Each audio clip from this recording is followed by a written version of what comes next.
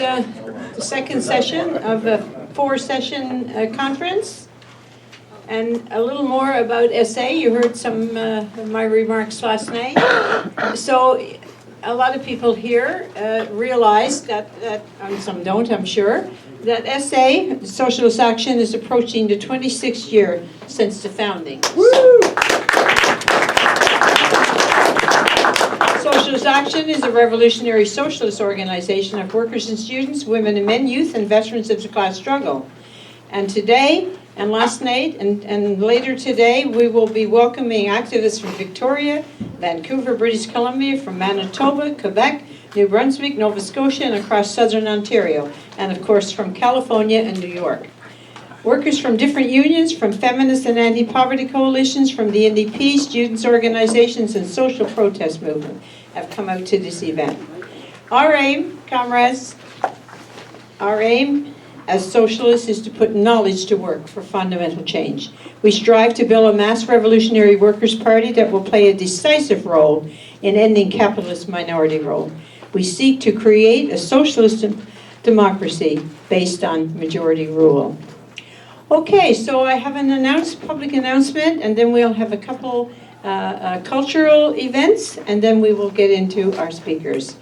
Okay, so this is a report that we were sent this morning from the Bolivian trade unionists. This is Friday, 7:50 p.m. local time, La Paz, Bolivia. The masses who demand the return of Evo in the Alto area gain control of the police weapons depot there. The police in the Alto area, I'm probably not pronouncing it right, have surrendered. Currently, the masses are advancing on the city of La Paz. The police who are in La Paz are asking the masses in support of Evo to avoid armed confrontations. They want to negotiate their surrender with the masses loyal to Evo. In the next few hours, the return of the legitimate president of Bolivia to his post of command is expected. Whoa. The state is in retreat. First Vice President of the Bolivian Congress, M.A.S. Militan, clarifies that she has not resigned. Therefore, by order of succession, she is the president of that institution and takes the decision to suspend the congressional session. The right is bogged down. The main workers' union called to dismantle the coup. Otherwise, they will go on general strike and paralyze the country. The main union center begins to block the country's highways, pressuring the right to dismantle the coup. Countries like Mexico, Argentina, President-elect, Paraguay, Venezuela, Nicaragua, Spain emphasizes that the coup must be dismantled. World mobilization of political parties, social and trade union organizations, intellectual, artists, human rights organizations demand the dismantling of the coup. The police force has been divided. A large number of police have joined the anti-coup forces. These elements are strongly influencing the weakening of the right-wing fascist forces that executed the coup, so that in the next few hours, according to international analysts, the coup could be dismantled. Yeah. Viva Bolivia!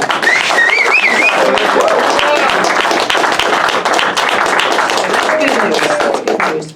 Okay, so without further ado, I'm going to call on Comrade Chris Wanamaker from New Brunswick, our member from New Brunswick. He's going to do a short poem.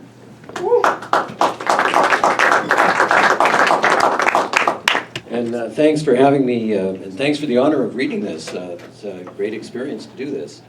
This is called Roadmap for the Revolution. Roadmap for the Revolution. Where are the poor? The poor are invisible. They have been chased into cracks and caves and tiny niches. They are hiding under beds and in back alleys. Their bank accounts are being monitored. Their ashtrays have been removed. Their alcohol has been confiscated.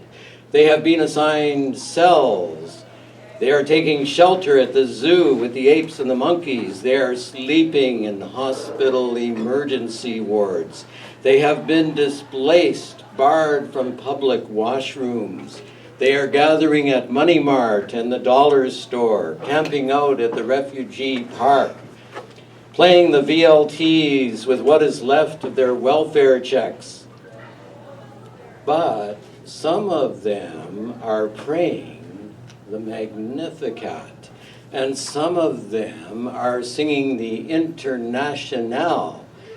Some of them are reading out-of-print books on Marx and revolution. Some are protesting the presence of Irving and Trump.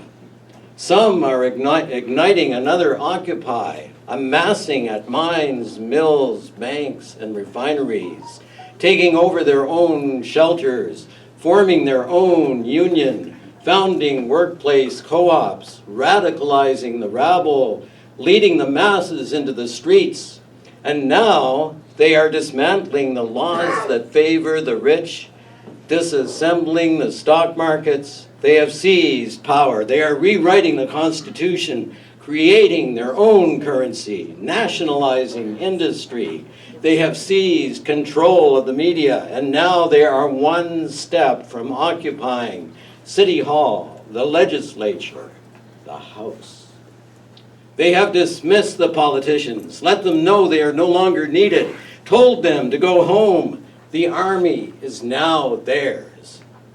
The poor are now rich, and the rich are now poor. They have established a new democracy for the workers. The permanent revolution is here. The permanent revolution invites you to participate.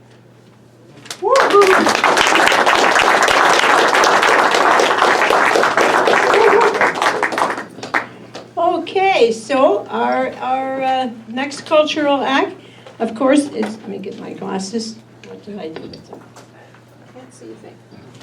Okay. Our next cultural act, of course, is our good friend and comrade, Muhammad Ali, Socialist hip-hop.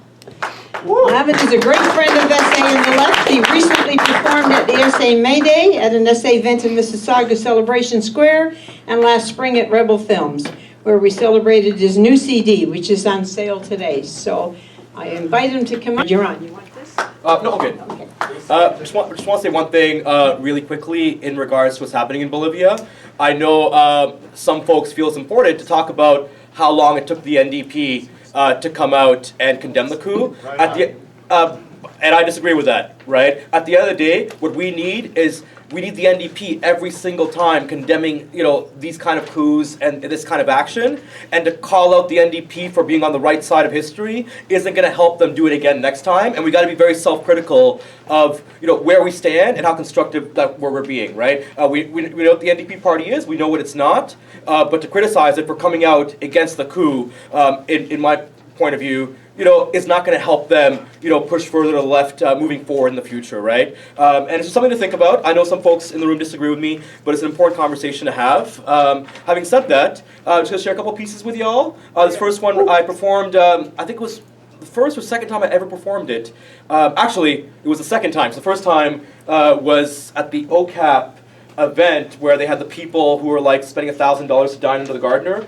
And the second time I performed the piece here, it's called Make Racists Afraid. Some of y'all who were here a few months ago remember it, and it goes a little something like this. We gotta make racists afraid again. MAGA hat racists afraid again. Gotta make racists afraid again. MAGA hat racists afraid again. First verse ain't a sermon. Its purpose is to service. Racists who asserted that they never would serve us. Saying every person in a turban is a serpent, making certain we they servants, making serfdoms under serfdom. We've been Plymouth Rock, El Haj Malik Shabazz. We've been Standing Rock, no pipeline on this path. We've been Willie Lynch, that's W.B. Du Bois. The lesson of oppression lies in whys and hows. Mike Pence in the White House got the kids in cages. Mike Brown got gunned down with no explanation, so with no hesitation. We the forsaken, for too long we've been waiting, so we here for the taking. Taking those who sit in silence to task. Taking down white pride worldwide. Taking down all Nazi scumbags. Taking back what's ours. Taking back what's ours. Gotta make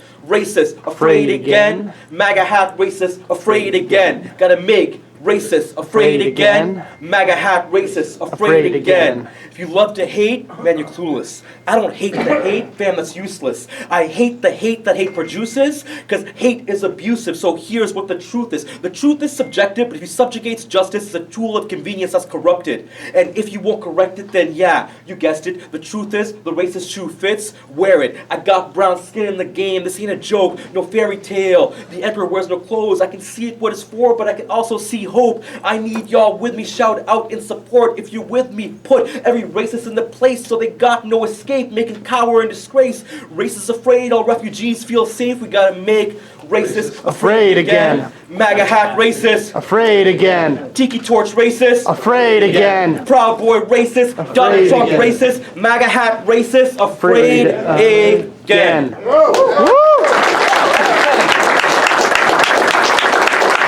So I have one more piece for y'all. Probably the only time you're ever going to hear this. I got commissioned for the third time in a row for the OFL convention to do their theme song. This year's theme is called The Power of Many. I think I'm actually going to flip this record and make a version for my next album called The Power of the People. But the reason I want to share The Power of Many piece with y'all, which will be for the OFL convention at the end of the month, is because the CLC convention is coming up in May of next year. I know it's half a year away, but you know, it's not that far away. And I think one thing that I'd like to do, which I've never done before, is organize a social for progressives, for leftists, who are going to the CLC convention every night of the week. So I want to go to Vancouver and I want to organize cultural socials, you know, for the whole week long. And I'm looking for folks to partner up with. I just opened up a conversation with Barry about possibly doing a socialist action social event, but anybody going to CLC convention, you know, I need y'all to connect with me because we want to create a space for us to all get together and talk about the important conversations about pushing motions and pushing the conversations at convention towards the left, and doing that by, you know, supporting artists, having some good music, having some good food, getting together every night of the week. I'm going to be working with some progressive music folks in Vancouver. But for now, if you plan on going to CLC convention, or you know somebody who's a progressive, please get them in touch with me. So having said that, this right here, if I can find it, is The Power of Many. Here we go. So yeah, so I just finished recording this yesterday. It'll be premiered at the OFL convention, and it goes a little something like this. The power of the people, we the strong, not the few. And that means me, but it also means you and you and you and you and you. Power of the people, strong, not the few. The power of the people, we the strong, not the few. And that means me, but it also means you and you and you and you and you. Power of the people, strong, not the few. When it comes to me to we, that's solidarity. Workers unite, fighting for prosperity. No to austerity, because that's just parlor tricks. We need change for the people, not forward politics. We need a rise for our people, the next door neighbors, the child care workers teaching toddlers in daycares, the high school students marching out in protest for those on the margins whose struggles go unnoticed. We the people will fight for public services, rise for what's right, and always uplift justice. It's not just us, people power, we got plenty. We the workers, we the power of many. We the people, we won't surrender. We the power when we're together. We're the people, we won't surrender. We the power. Strength in numbers. The power of the people, we the strong, not the few. And that means me, but it also means you and you and you and you and you. Power of the people, strong, not the few.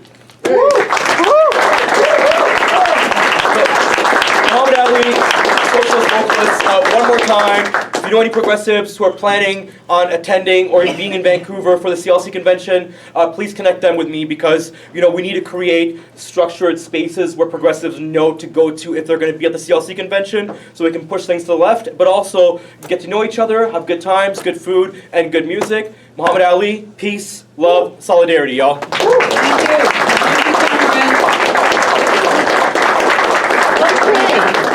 Thank you, Okay, folks, so now we're going to get in and start with our panel. And the topic today for this session is the next Great Recession, the business cycle, decline in the rate of profit, and the socialist alternative. And our speakers are as follows, and they will speak in this order. And they each have up to 15 minutes. Our first speaker is Comrade Dimitri Lascaris. He's a lawyer, or was a lawyer, I guess, journalist and activist. After graduating from the University of Toronto Faculty of Law in 1991, Dimitri began his legal career at the Wall Street law firm of Sullivan and Cromwell, first working from the firm's New York offices and then joining the firm's offices in Paris, France. In 2004, Dimitri joined one of Canada's leading class action law firms, Siskins, LLP. In July 2016, Dimitri retired from the practice of law in order to devote himself to activism and journalism. He is now a correspondent and a board member of the Real News Network and the chair of the Board of Canadians for Justice and Peace in the Middle East. In Canada's 2015 federal election, Dimitri ran for the Green Party of Canada in the riding of London West. Subsequently, he served as justice critic on the shadow cabinet of the Green Party. This year, he joined Socialist Action in Montreal, and he is the founder of the Disruptors Network of Canada, which we've heard a lot about recently. Our second speaker is Sister and Comrade Rebecca Keach.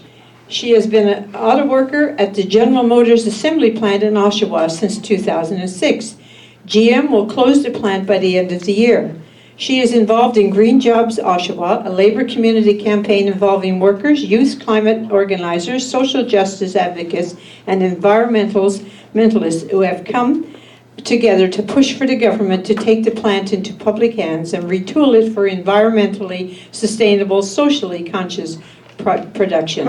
Rebecca was a delegate to the Ontario NDP convention in June, where the Socialist Caucus campaigned for the nationalization of GM. Our next speaker is John Clark, Comrade John Clark. He became active in anti-poverty struggles when he helped to form the Union of Unemployed Workers in London, Ontario in 1983. The LUUC was one of the groups that helped to establish the Ontario Coalition Against Poverty in 1990. Against poverty. In 1990, John moved to Toronto to become an OCAP organizer, helping to mobilize poor communities resisting neoliberal austerity. Last year, he retired from that position, but he continues to fight and to lecture at York University on the issues. In the 2017 edition of Turn Left magazine is an excellent article by John titled Basic Income as Neoliberal's Stalking Horse. So that's our anti-poverty speaker from OCAP, Comrade John Clark. And our last speaker is our comrade from the United States. Comrade Jeff Meckler is the National Secretary of Socialist Action USA and also its candidate for President of the United States in 2020. He leads the campaign for Free Mumia Abu Jamal on the West Coast and is on the National Steering Committee of the United National Anti-War Coalition. He just headed up a West Coast tour of defenders of the Venezuela embassy who face stiff fines and jail time. So as you can see, comrades, we have quite the lineup of speakers. So I will now turn the panel over to them, and we will start with Dimitri.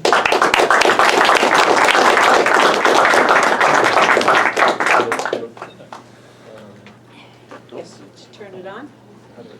Where's the sound now?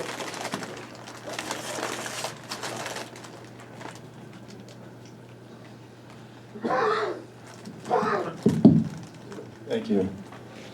Always a pleasure to be here at Socialist Action events. Thank you for inviting me again.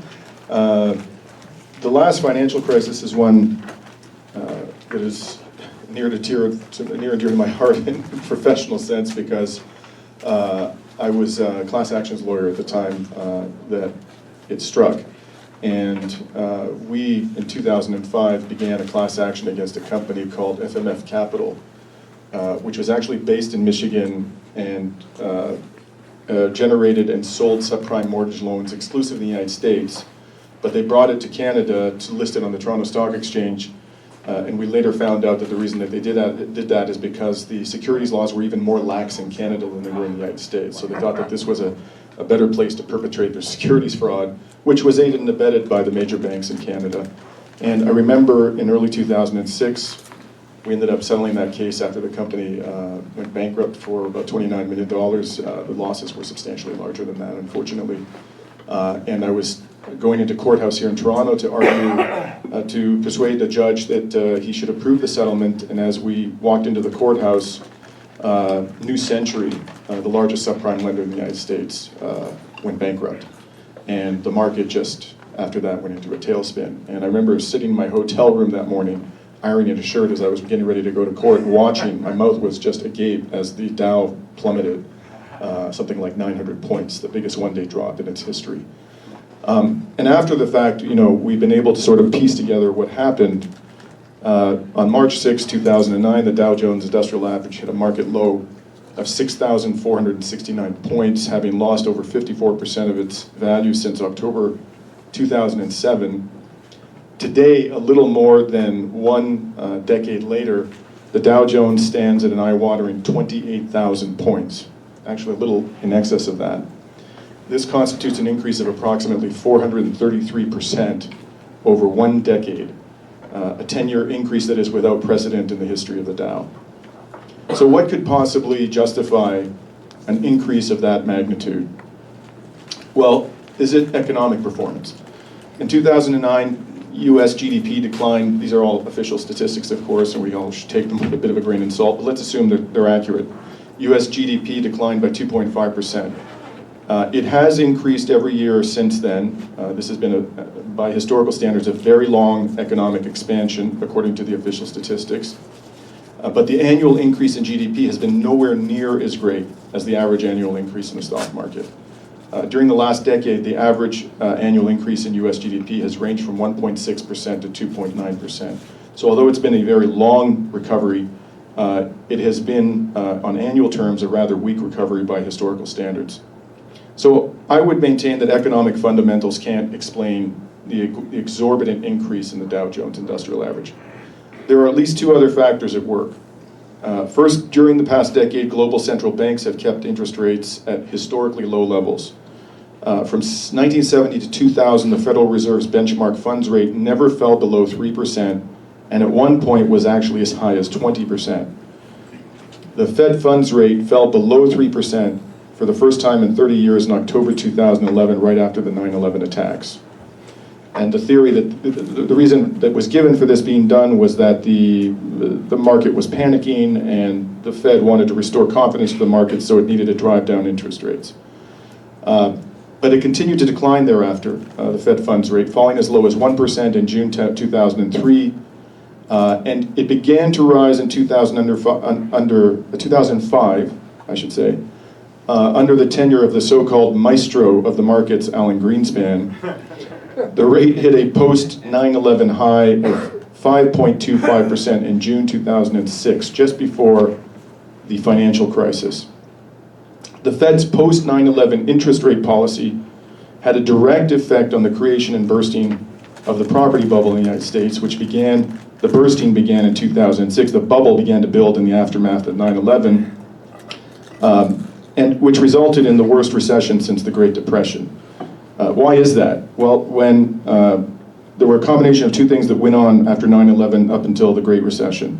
One was historically low interest rates, which made the acquisition of property extremely attractive. You could borrow money to purchase a home at unbelievably low rates. And the other thing was there was a decline in regulation of property markets and securities enforcement. It was already lax to begin with. And inevitably, interest rates were going to go up. And a lot of these mortgage loans were variable rate mortgages. And so as the federal funds rate increased, the rates set by the central bank increased, the rates that borrowers had to pay would increase as well. And what happened in the 2006-2007 period is that the rates that people were paying were much higher. They became much higher than they had been at the time that they borrowed the money, and a lot of borrowers began to default. And the problem was greatly exacerbated because a lot of these borrowers didn't have sufficient income or assets to actually justify, lending them money. But the banks didn't care because they were selling these mortgage loans, packaging them and selling them to others who took the hit. After the property bubble burst in 2006, the Fed pushed interest rates even lower than they had been from 9/11 to 2005. Since the beginning of 2008, the federal funds rate has fluctuated from a low of 0.25%, almost zero, unprecedented. The lowest interest rate that the Fed can possibly charge, in fact, and hasn't been greater than 2.5%. Since 2008. These are interest rates at historically low levels.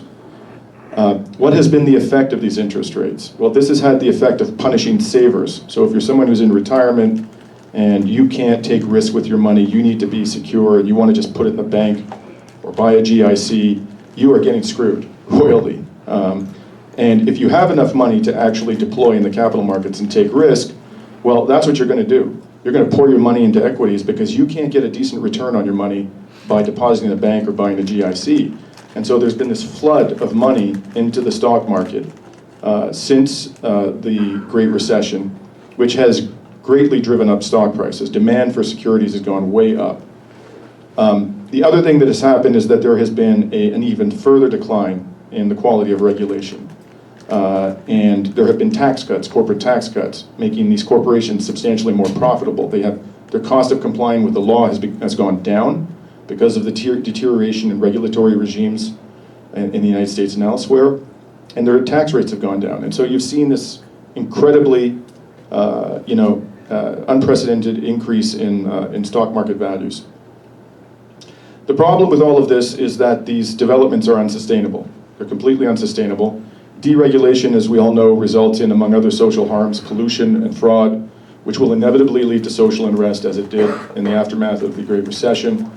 And eventually, interest rates are going to go up. And so the stock market will crash when that happens. And it almost happened, there was a brief period of time a couple of years ago, you may recall, where the Dow went, for those of you who follow the stock market, it went down something like 2,000 or 3,000 points just because the Fed, under Chairman Powell, modestly increased interest rates. And so everybody freaked out. And then he started to drive them down again because Donald Trump started, berating him. Why are you doing this? One of the great achievements of my tenure is this crazy increase in the stock market. So they started taking them back down again, and the market calmed down. But it's not just that that's unsustainable. The entire global economy is wildly unsustainable. Why? First, it's an economy that remains to this day, despite a global climate emergency, critically dependent on fossil fuels consumption. Although the scientific community has acknowledged that we are in a global climate emergency, the global economy continues to this day to derive 80% of its energy from fossil fuels. And in fact, in the 1980s, when global awareness about the extreme dangers of climate change was far less, the global economy actually derived a slightly lower proportion of energy, 78.7% from fossil fuels. So we've made virtually no progress in all of this time in reducing the global economy's dependency on fossil fuels. The situation will have to end, whether we like it or not. That dependency must end. Now, we can do this gradually or we can do it abruptly, leaving to little to no time for humanity to adapt to this transition. And we've now waited so long to implement this transition that an abrupt and dramatic reduction in fossil fuels consumption is becoming unavoidable, and so too is a global economic crisis. Just to understand the gravity of the situation, in order for us to have just a 50-50 chance of avoiding a global climate catastrophe, and by that I mean a temperature increase not in excess of 2 degrees Celsius, and there are many who believe that at 1.5% we're in grave trouble, at 1.5 degrees. But let's assume the threshold's 2%. Just to have a 50-50 chance of avoiding that, we have to leave 88% of known global coal reserves in the ground. We have to leave 52% of gas reserves and 35% of oil reserves in the ground. Put simply, tackling climate change requires that most of the world's fossil fuels, known reserves, be left in the ground, be unburned. But stock markets continue to value fossil fuels companies as though most, if not all, of their reserves are economically exploitable.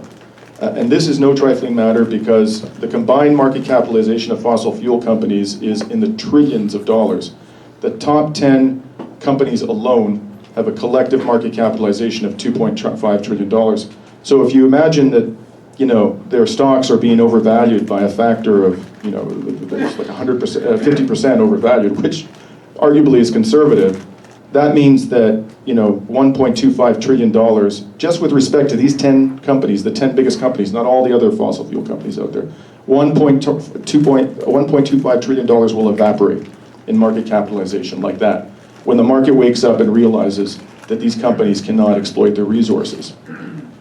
To make matters even worse, not only are these reserves largely unexploitable, but these companies are spending billions of dollars a year to develop new reserves. In 2018, global upstream oil and gas capital spending was approximately US $450 billion. And if you ask me, spending hundreds of billions of dollars to develop new reserves when your existing reserves are largely unexploitable is sheer insanity. It's economic insanity. The people who are running these companies are arguably criminally insane. And we treat them as icons, as people to be admired, as sources of wisdom in our society and economy. Not only do we have a stock market bubble and a fossil fuels bubble, but we also have a coastal real estate bubble. Why? Due to the combination of historically low interest rates, which is unsustainable and makes mortgage borrowing and property investment more attractive, but also, of course, because of sea level rise. A 2014 Reuters analysis of what it called the slow motion disaster in coastal real estate values has calculated that in the US alone, there's almost a $1.25 trillion in coastal property whose value is being propped up by the national flood insurance programs below market rates. The risk will rise as sea levels will rise, and when that happens, you'd expect your property value to fall. This was Lloyd Dixon, the director of the RAND Center for Catastrophic Risk Management and Compensation, and he said at some point, the property becomes worthless. For these and other reasons which I have not mentioned, including a looming global water crisis, humanity, I regret to say, is on course to suffer an economic crash of unprecedented severity. The dangers are radical, and therefore the solutions must also be radical. First, we need wartime levels of spending on transitioning to a renewable energy economy. This has to be the highest priority of the government, and in fact, I believe that we should adopt legislation at the federal level and the provincial level, which requires all federal and provincial laws to be interpreted by the courts in such a manner as to reflect the dire urgency of the climate crisis. 3 minutes. Every single law. Second, there must be, in addition to this wartime level of spending on the transition, a complete ban on all new oil and gas exploration, an end to fossil fuel subsidies, and a legislated cap on fossil fuels extraction, which must decline substantially and methodically over time, reaching zero. A complete ban on extraction of fossil fuels no later than 2050. We must greatly invigorate regulation of the corporate sector. This means an end to the bankrupt notion of voluntary corporate social responsibility, or CSR. CSR falsely assumes that profit-driven entities offering limited liability to their owners can and will regulate themselves. This idiocy has resulted in nothing but harm to the most vulnerable members of our society and will continue to do so unless we put an end to it. Enforcement and penalties for regulatory non-compliance must be greatly increased across the board. The revolving door between the regulatory community and the private sector must be closed and sealed shut. There must be an absolute bar for those who work in the regulatory sector going to the private sector and working in the industries that they formerly regulated. Third, we need to reinvigorate the concept of public ownership. One small example of this, although not for Oshawa workers, is we should nationalize the GM plant in Oshawa and convert the plant to the production of renewable energy infrastructure. We need a publicly owned savings bank which offers retail banking services to members of the public on a not-for-profit basis, forcing the obscenely profitable banks in this country to offer retail services at much lower cost to the public. And these are just some of the dramatic changes we need to implement as rapidly as possible. And within the time available to me, I couldn't possibly identify them all. But be assured of one thing, we are on course to experience a recession unlike any we've ever experienced in our lifetimes if we do not change radically, and now. Thank you. The next speaker is Comrade Rebecca.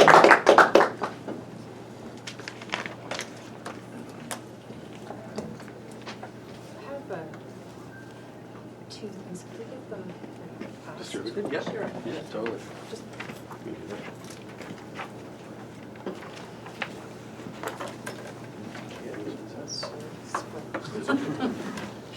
Hi, okay, so the first thing I want to mention is Green Jobs Oshawa, which is a community labor environmental coalition that's calling basically for the nationalization of the General Motors plant for people's need instead of corporate greed, and say greenjobsoshawa.ca.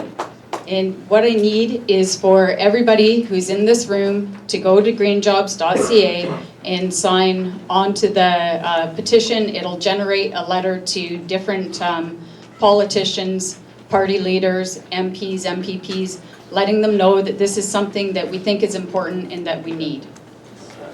I was asked to talk about two different things. One was concessionary bargaining, and then the other was Green Jobs Oshawa. And they really tie into each other because we wouldn't be needing Green Jobs Oshawa right now if we had taken a different path in the auto industry quite some time ago.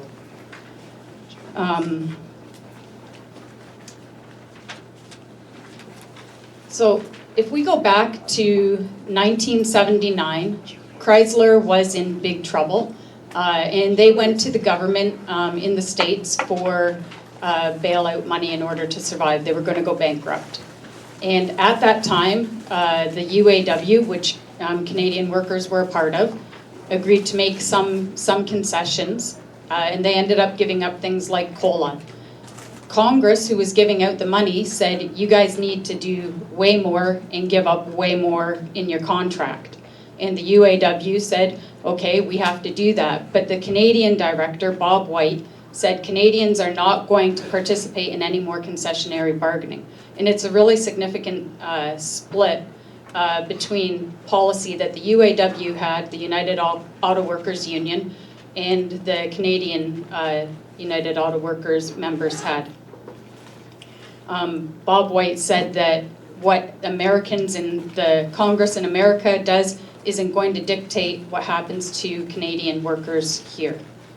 In 1982, amazingly, the Canadian UAW passed a resolution saying that they would not open up any contracts for concession bargaining, that they wouldn't participate in it. And there was an article that was written explaining why that happened. But it's important. So the UAW tried to bring back this concession contract to its workers, the Chrysler workers, and they rejected it by 2/3. They said, we're not accepting these concessions that the government's making us do for the bailout. We're just not accepting this shit. So 2/3 of them said no. And interestingly, the UAW, what you would normally expect is that they would take them out on strike. And they didn't do that. They said, you know what, we're going to suspend negotiations right now and come back to it in January, which was a few months down the road. And so it created a unique situation where the Canadians would be negotiating ahead of the Americans. And the Canadians, they were demanding parity because of the concessions they had previously accepted. So it was $1.15 difference, which back in the early 80s was a little bit more significant than what it would seem right now. But it was $1.15 that they were demanding Chrysler give to the workers so that they would have parity with GM and Ford workers again. And Chrysler said no way. They thought that they had already taught the UAW a lesson, that the Canadian workers were going to have to follow suit, and that would be the end of it, and it wasn't. The Canadian workers ended up going out on strike for a lengthy strike. And the end result of that was that they won their $1.15, and they got parity. So that's a big success. And on top of that, the UAW came to Canada because they had to sign off on the agreement and made an agreement with Chrysler. And the fellow comes out to the press conference and says, I'm not going to talk about the details of what the Canadians, what the American agreement is, but we're going to get the same as the Canadians did. So fighting back had real consequences for not just Canadian workers, but it also improved what happened for the American auto workers. And then so leading up to that, we got this resolution that we weren't going to open up. The paper that they wrote is almost prophetic as to why you shouldn't go down a path of concessionary bargaining. So this that I'm going to be quoting from right now is from 1982, and it's going to sound like it is something that should have been written just a couple years ago. Okay, so at that time there was also a recession. Companies were having hard times. Inflation rates were way higher than what they are now, but I guess it's a lesson that governments have learned a little bit. So workers resent being told that concessions are inevitable when they're quite aware that while their families are surrendering basic necessities, Others in society are maintaining their luxuries. The gut reaction against concessions is countered by exploiting worker insecurity over their most basic income need, a job. So workers say, we don't want to do concessions. Companies say, if you don't do concessions, we're out of here.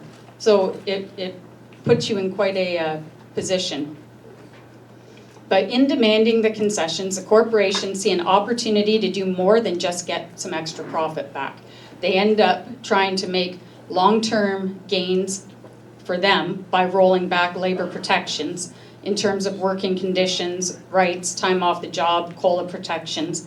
And it's a chance to weaken the union and reorient it. And I'd say that in particular in the auto industry, that's been a successful strategy over the long term for them.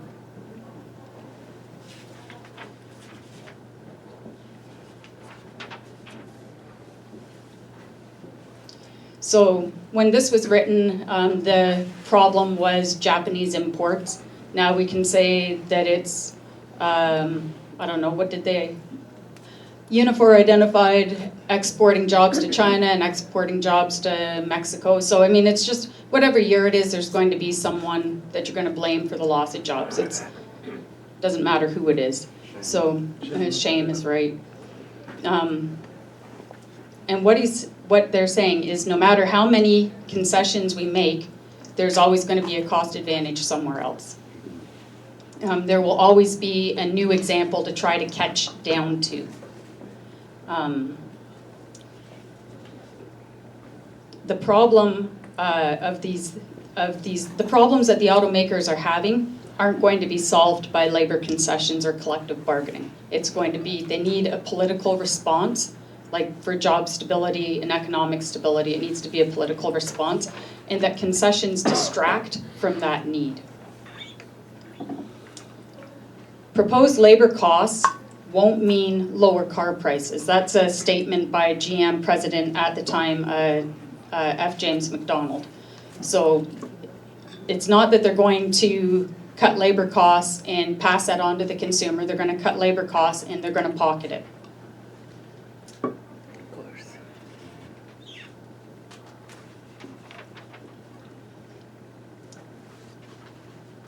So significant cuts in labor costs, even if passed on, would not have a substantial impact on sales. The question of the economic recession as a whole has to be addressed. Real solutions should be placed on the political agenda. If such solutions aren't put in place, the layoffs will continue, and in desperation, some workers may become more amenable to accepting concessions. And I have seen that firsthand at GM, after we had contract after contract after contract with huge concessions, and always the threat that we're going to close the plant and we're going to leave.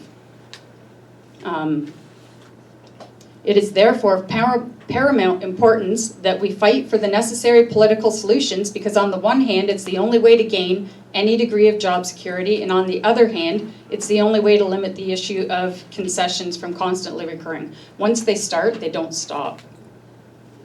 There's very little evidence that corporations are having a cash flow problem. The issue isn't finding the money, but where to spend it. And Chrysler ended up paying in the 80s their bailout loans 8 years early. They were back to profitability, I think it was after 2 years, and had paid all their money early. We saw that happen again with the bailout that happened in 2009 for GM. They got $10.8 billion. By 2012, they were back to profitable, and since then have been having record years of profit. Workers haven't made any gains back. Shame. The danger, therefore, is that the focus on concessions tends to be a diversion from the real problems and therefore tends to prevent real solutions.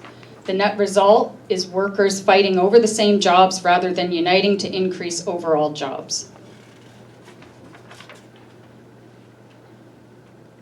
Canadian workers know enough about the corporations to know that the threats about job loss need to be taken seriously, but an analysis of the ramification of concessions has convinced us that this is not a solution to our problems. It won't guarantee jobs, it might make things worse, and it threatens the long-term credibility and therefore strength of the union.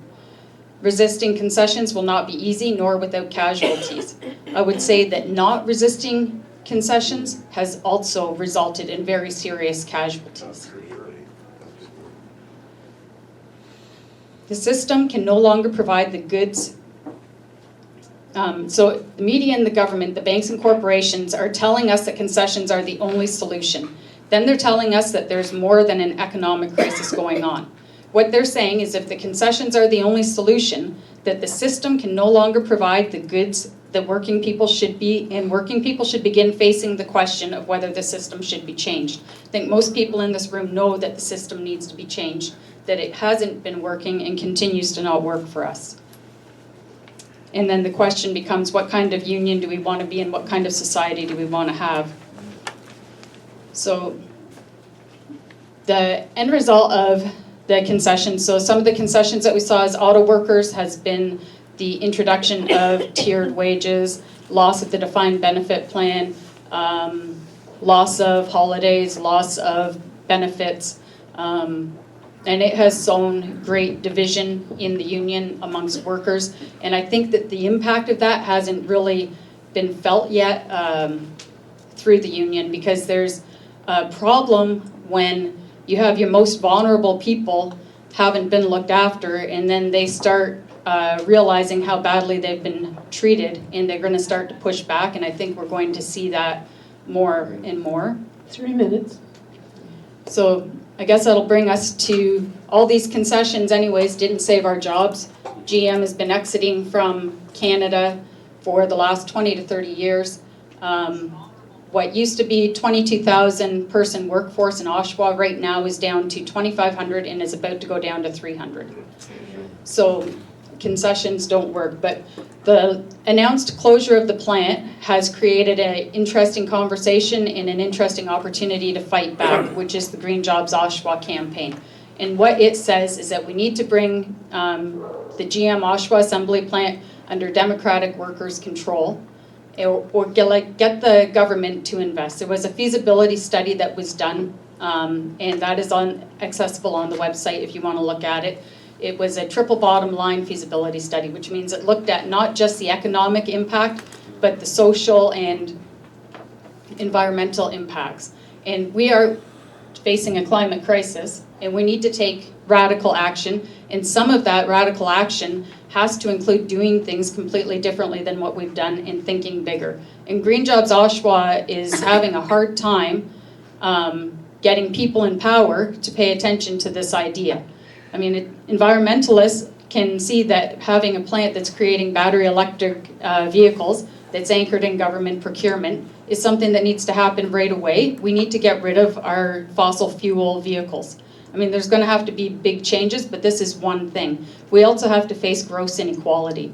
The concessions that have been happening in the auto industry didn't just happen there. We've had loss of manufacturing and serious impact on across the country since the last recession. There was a little video that my union did, and it was the case of the missing economic recovery.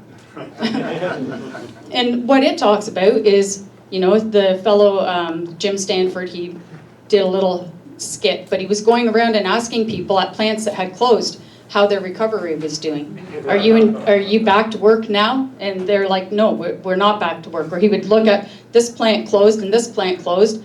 How are you guys doing? Because like the companies are making money, our stock market's high, the wealthy are getting very wealthy. But so it's the case of the missing economic recovery, and we're still experiencing that. And one way to combat that is to do planning and make it part of the plan that we're going to have jobs that provide people with dignity and an ability to partake in Canadian society. 30 seconds. Make our world better.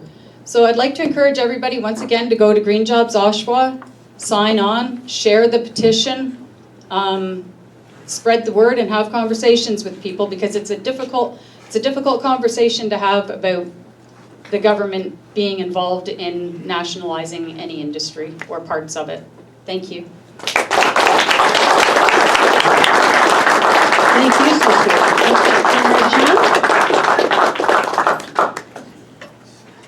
There's a stand for the mic, if that's more comfortable. There's a clip, you just squeeze the clip and put the mic in. You gotta pinch it. You gotta pinch it. You have to go the other way around. The bottom maybe? The sound man is coming.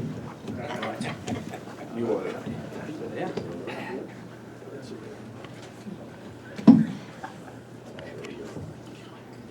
I get some prep time here. Yes,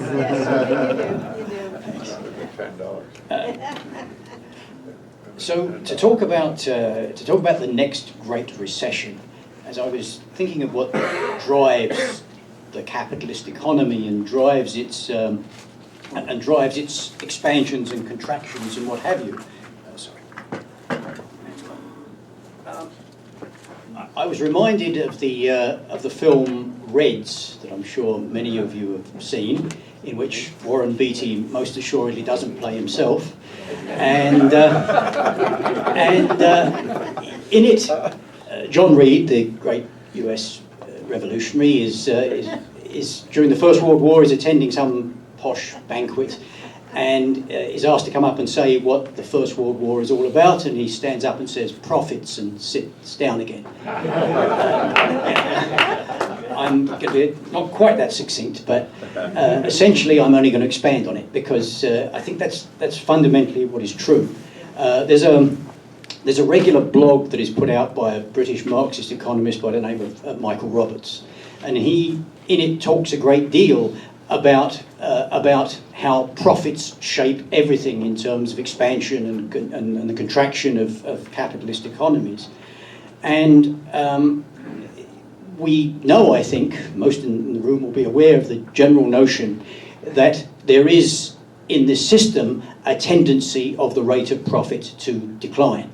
And it has been a question of, over a long period of time, their efforts to cheat that, to reverse that, to contain that lies so much at the roots of what is going on.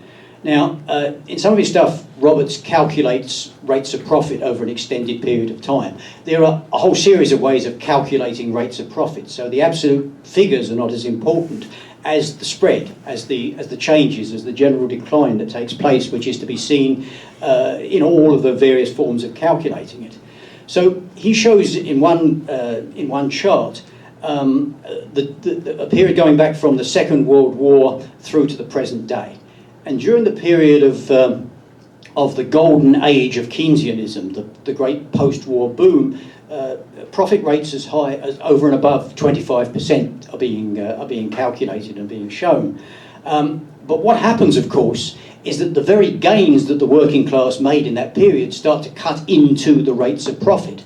And so by 67, that has fallen to about 18%. So you've seen a sharp decline. And at that point, in the years following that, a change of direction takes place on the part of the capitalist governments and the capitalist system to put into place a neoliberal order that, in one way or another, seeks to increase the rate of exploitation of the working class and restore rates of profit. And so, in the years that take place, unions are attacked, the social wage is undermined, capital is moved offshore, a global supply chain based on super exploitation is put in place. And however, it takes time for this to take some effect, and rates continue to fall profit rates continue to fall over the next period. And by 82, when a recession is unfolding, rates have gone down by these calculations to 15%. So what then happens is that there's a doubling down on the neoliberal drive to exploit. Wages are driven down. The degree of low-wage precarious work is increased within society, and we see rates coming up to around about 20% by 97. But what then unfolds, of course, is after a period of some years, is the whole thing comes to a crashing halt in the form of the financial crisis and the Great Recession. And so by 2009, profit rates have fallen down to 15% again, which is about where they were in 82. So they are again struggling. At this point, I remember very well, an editorial is put out by the Financial Times of London. And what they basically say is this, and I'm only very slightly paraphrasing. Capitalism is its heart has stopped.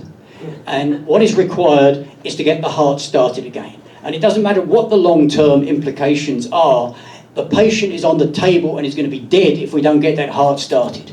So trillions of dollars are poured into bailouts of unprofitable corporations, failed corporations too big to fail, and interest rates are driven down, there's quantitative easing and all kinds of things.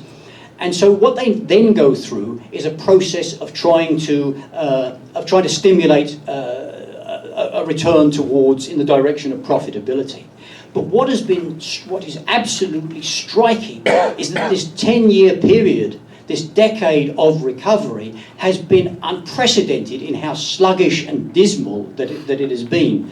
By 2017, at the high point, they get the profit rates back to about 18% in the United States, and they are continuing to do everything to try to stimulate it. Central bankers are bemoaning the fact that capitalists are not investing in productive enterprises in the way that they would want them to do.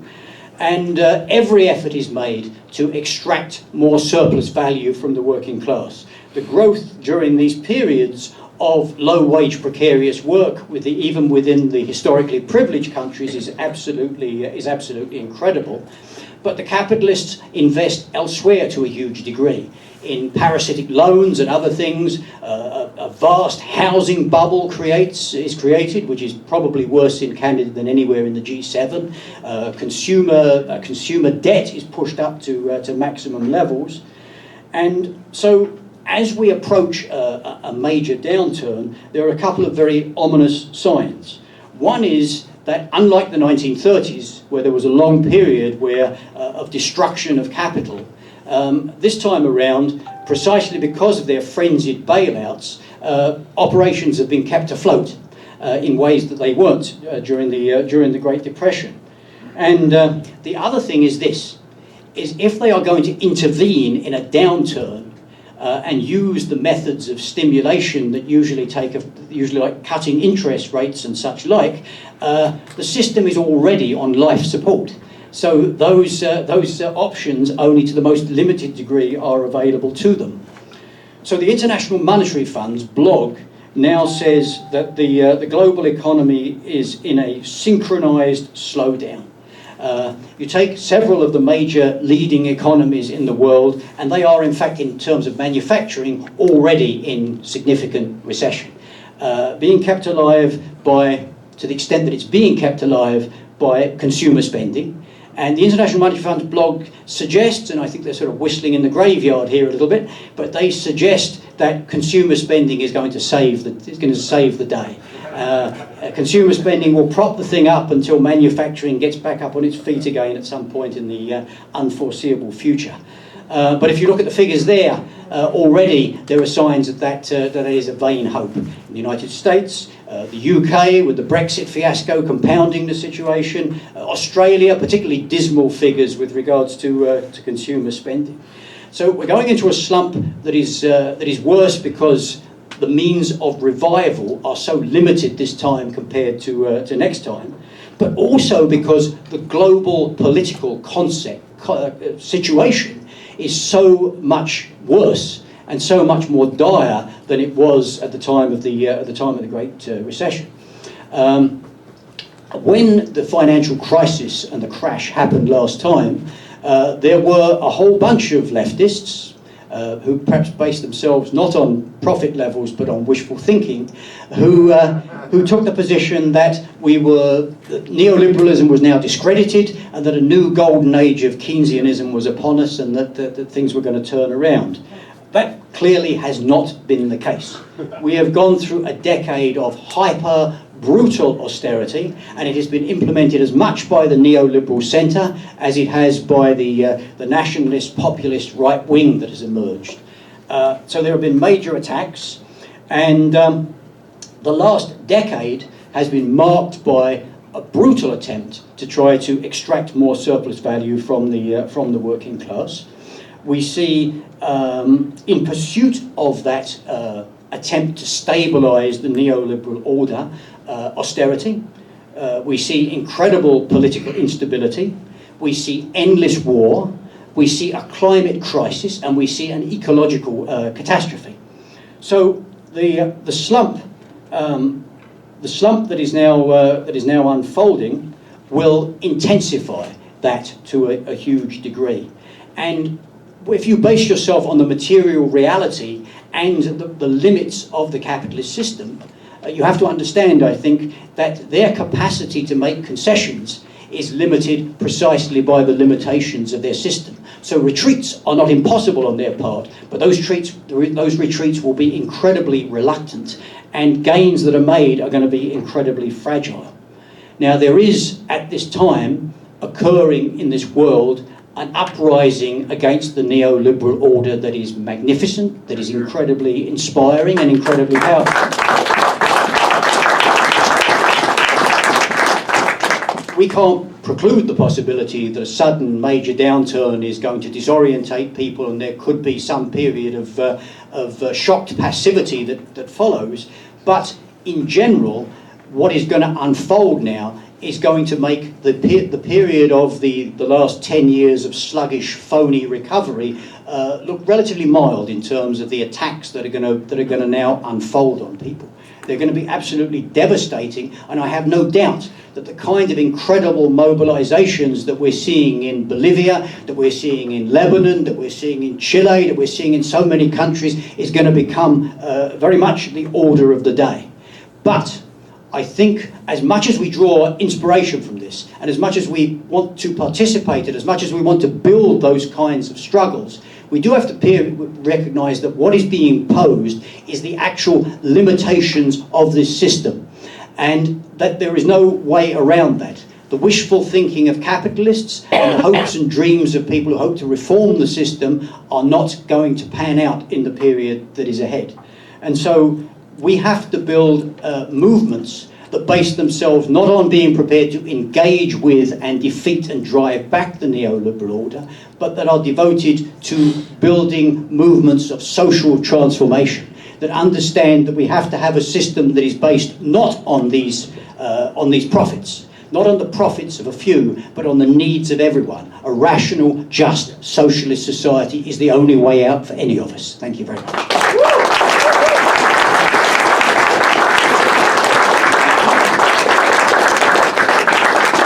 Thank you, Comrade. Our next speaker will be Comrade Jeff, but before he starts to speak, he reminded me that he found last night a $10 bill. So if somebody is missing $10 from last night when they were leaving here, no, it's not you, Gary. I just know it. But I think he found it outside.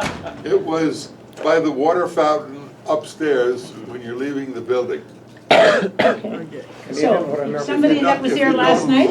If you don't claim it, it goes to Socialist Action. Well, we just thought we'd give you a chance in case somebody, lost it last night and needed it. I have it. If not, Socialist Action. Okay, Comrade Jeff. Well, I very much appreciate the synthesis of Marx's 3 volumes of Capital by our last speaker in one word, and that is profits. In contrast, I intend to synthesize the 3 volumes of Marx's Capital, explaining the movement of capital from the beginning in 2 minutes.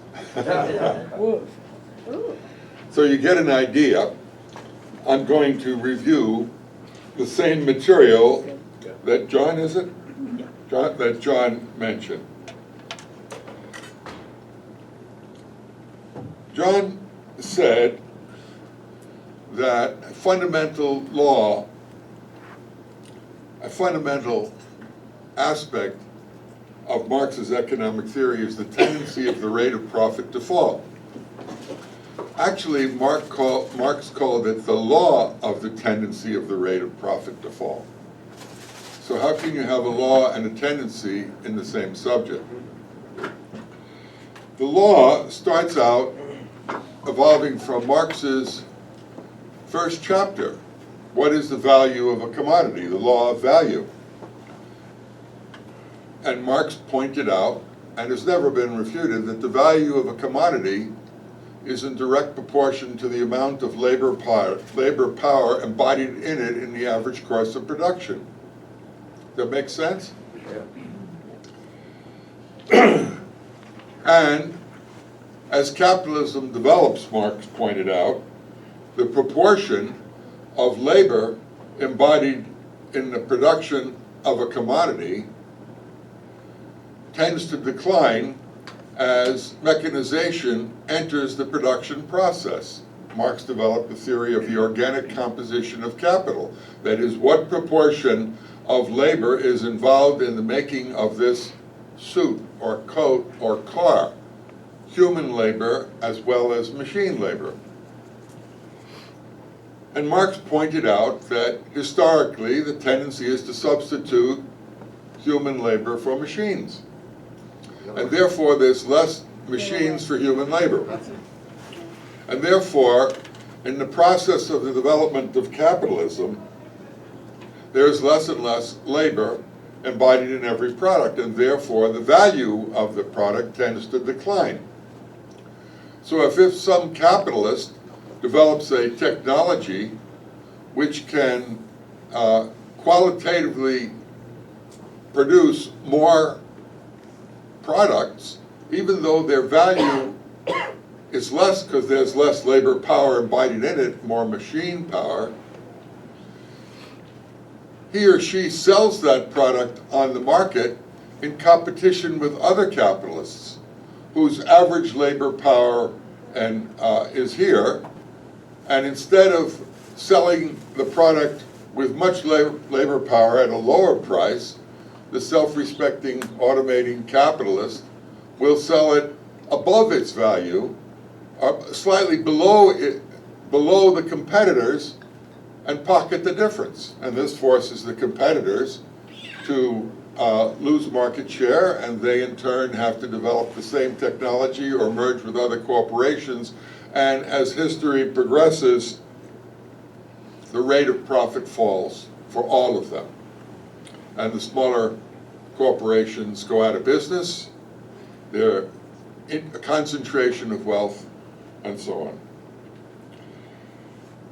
So this fundamental law is operating at full speed today. And then in volume 3, Marx reviews what John said. That is, the capitalists understand this process, and they try to counter it.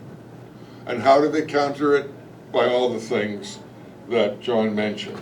Cutbacks, speed up, sending jobs outside the United States from the north, whether it's unionized, to the south in the United States, to Mexico, to the maquiladoras, where they have people working for $2.50 a day, to Haiti, where they were working for 19 cents an hour, and they had a revolution that overthrew Aristide when he wanted to add another nickel to the wages. It was unprofitable. And then from 19 cents an hour to El Salvador, to China, where they had workers working for 6 cents an hour, or the prison industrial complex, where they have them working for 50 cents an hour. And that is, this is all driven not by mean capitalists, but by the inherent law of the tendency of the rate of profit to fall. Speed up, tax breaks for the rich, offshoring production, and a myriad of other things. Until the point is reached where the capitalists can't make a profit, or the profit is so low that it doesn't pay for them to put in yet another level of technology, because it will only momentarily increase their profit rate against the competition, so they don't invest. And instead, they increase their investment in speculative in the stock market, speculative ventures. And that's what's happening in unprecedented numbers in every country around the world today. And that is, rather than invest in another round of production, another layer of machineries and infrastructure or anything else, it's more profitable to capitalists to invest in speculation. We have a giant casino operation in the United States and every industrialized country in the world operating today. and it's aided by the government. When Trump says, I want the interest rates, says to the Federal Reserve Chair, I want the interest rates down, what he simply means is that he wants to be able to loan the major corporations money at an extremely low interest rate, 2%, and then they turn around and they invest it in a speculative venture at 10% or 20%. I mean, if I said to you, would you like to loan $1 million for me at 1% and then go across the street and put it in a bank at 3%? Would you loan the one? That's what the capitalists do. We don't have the opportunity to speculate in the stock market. So the stock market is driven not by the production of commodities, not by an increase in the rate of profit, not by the well-being of people, but by a purely speculative economy that has no correspondence to the value of commodities produced. The same thing with the profits. The same thing with the PE ratio, the price-earnings ratio, has no correspondence between the price of a stock and the value of the corporation. What this means is the immiserization of the entire world. The massive transfer of wealth from the mass of people to the few. What it means is the prison industrial complex of the United States, because it's profitable. What it means is the privatization of public education. What it means is charter schools for profit. What it means is social cutbacks in pensions. What it means is a rotten, in the front page of the newspaper, you'll see the UAW contract, which is just as concessionary, if not worse in some respects, with more than 10 tiers in order to extract another ounce of blood from working people. It's the same thing that I said yesterday with regard to the gold standard. The United States prints money. It would be as if I say, Barry, would you like to make some money? Go down in the basement and print up some Canadian dollars. And I pass a law that you can do it. Literally, in some African countries, I just read in the New York Times, the Russian advisors print the local currency in Moscow and give it out to the people for a temporary push. So this wave of privatization isn't just because there's some rotten politicians in power. It's a product of the inherent functioning of the system. And this is what is becoming clear to young people when little Greta Thunberg condemns the whole system for threatening to destroy the earth. Every person understands what she's saying. Because not only do they face the destruction of the planet Earth, as Dimitri pointed out, but it affects every aspect of their lives, their jobs, their debts that they can't pay, their parents losing their homes. It's a capitalism that is in the deepest crisis. When the red state teachers in the United States went out on strike, they broke every rule in the book. They went out on an indefinite strike, not like the Chicago teachers' strike. There, the AFT, American Federation of Teachers leaders, simply say, hey, listen, it's one thing to go out on strike, another thing to get back in, so you better, if you're going to go out, you better take what you can get quick, and then you can end the strike. The teachers in the red state, conservative Republicans, they just went out indefinitely. And what did they ask for? They literally calculated the amount of money their state legislatures had stolen from social services, public education, and public services. They came up with a figure and they said, we want you to take that money that you stole and transfer it from our social services and education and gift it to the corporations. We want it returned. They had a dollar amount. And they said, we're going to strike indefinitely until you do it. And the AFT and NEA leadership, the two teachers unions said, hey, you gotta be careful, strikes are illegal. They said, we don't give a damn if they're illegal. Let them arrest the whole state. And they won the solidarity of the red state Republican workers because they said, we're fighting for the restoration of your money too, not just teachers. We're fighting for the kids, the parents, and the public workers in general. And the teachers who don't have much economic power, because the bosses don't give a damn if the kids don't get an education, they posed a political question of closing down the entire state and uniting the whole working class. Those are the kind of struggles that are going to reinvigorate the working class. So the United States has Trump as the president. And last night, I said, I read a quote from Trump on the day before. How many here last night were you? Right, I read this quote, said, hey, and Nick pointed out from the United States, he said, Trump said in one sentence 4 times, we got the oil in Syria. We got the oil. For them, the profitability of oil is primary, and the future of the planet Earth doesn't mean shit. They are driven to destroy the Earth in the same way that wars are profitable. It's one of the most profitable industries of all. It's a great industry to get into. I'll highly recommend it if you're a sick, demented human being. But just think about it. The more wars you have, the more weapons you produce. So it's better to drop all the goddamn bombs and then make more. And the rate of profit is the highest in the military-industrial complex. Take a guess how much a toilet seat on a nuclear submarine costs. Just take a guess. A toilet seat. Gary, how much does a toilet seat on a nuclear submarine cost? $1,000? 10,000. Oh, shit. Right? If you have a monopoly in that field, you can charge whatever you want. They probably charge $500 for a screw. It's the highly profitable industry. It's highly monopolized, like the oil industry. Just think about it. Do you know how much a gallon of gas costs in the United States? About $4.50. About $4.50. Do you know how much a gallon of milk costs in the United States? About $4.50. Can you imagine a gallon of gas and a gallon of milk are the same price?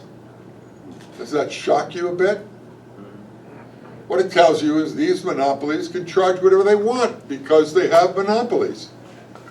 And if someone threatens to take their product on the market, they wipe them out with a war, or they take over their oil, like Iran. No coincidence, they went after Iran and Venezuela. They are the 4th and 1st largest oil reserves in the world. So they don't mind keeping that off the market, and they establish monopoly prices for gasoline, which we have to pay.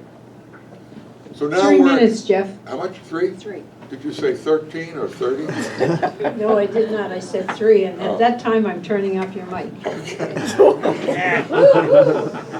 So every single action that you see, in endless wars, massive cutbacks, public education cutbacks, privatization, prisons, racism, demonization of immigrants, environmental destruction are inherent in the system and driven by its internal laws. So in truth, I mean, 30, 40 years ago, there were 1.5 billion UAW members. Today, there are 400,000. So they lost more than 2/3 or whatever the percentage is of their members, so they're going to lose more. That's the rule when you are in a competitive industry. There's no future in concession bargaining. And as you said, I forgot your first name. Rebecca said, workers are beginning to understand it's a system that has to be changed fundamentally. We revolutionaries try to mitigate the disaster by saying 30 for 40 or reduce the workday with no cut in pay. Let the bosses take the losses, not the workers. And we try to mobilize people for that. But that's a stopgap measure. The real measure is the nationalization of the entire industry, its massive conversion to green jobs, and the abolition of capitalism. Bernie Sanders has a Green New Deal where he proposes to spend $16.2 or $3 trillion over 10 years to end climate change within the framework of capitalism. That's Bernie's solution. He doesn't say nationalize the corporate industries. He doesn't say anything about workers' control. He basically has a long list of Keynesian-type investments as if the corporate world is going to allow him to regulate capitalism, which has never been done in history. All of them. When Bernie comes up with a program to tax the wealth, and Elizabeth Warren the same thing, they say, well, I have a grand program going to tax the wealth of everybody's wealth over 50 million. How many of you here earn over 50 million? But if you did, and you earned 51 billion on the extra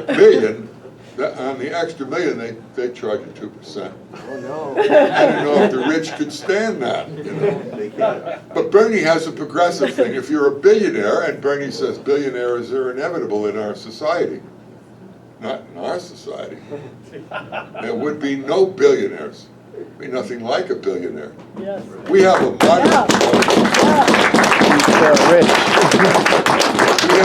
modest proposal in my election campaign of 100% tax on all income over $250,000. We had to figure it's $250 too much. But as far as the program for the millionaires and billionaires, they'd be gone instantly. Who the hell needs, billionaires? I have a program for the, there's some rich people who live 10 miles from my house, and I am for, giving them servants paid at $50, $60, $80, $100,000 a year to clean their houses. And I'm willing to help out. I'll even cut their lawns a bit, for $1,000 an hour. And then we're going to take everything they own money-wise and wipe it out. There'll be no billionaires and millionaires. And the society we build will have the best health care in the world, the best education system from the cradle to the grave, the best scientists in the world, the best culture in the world.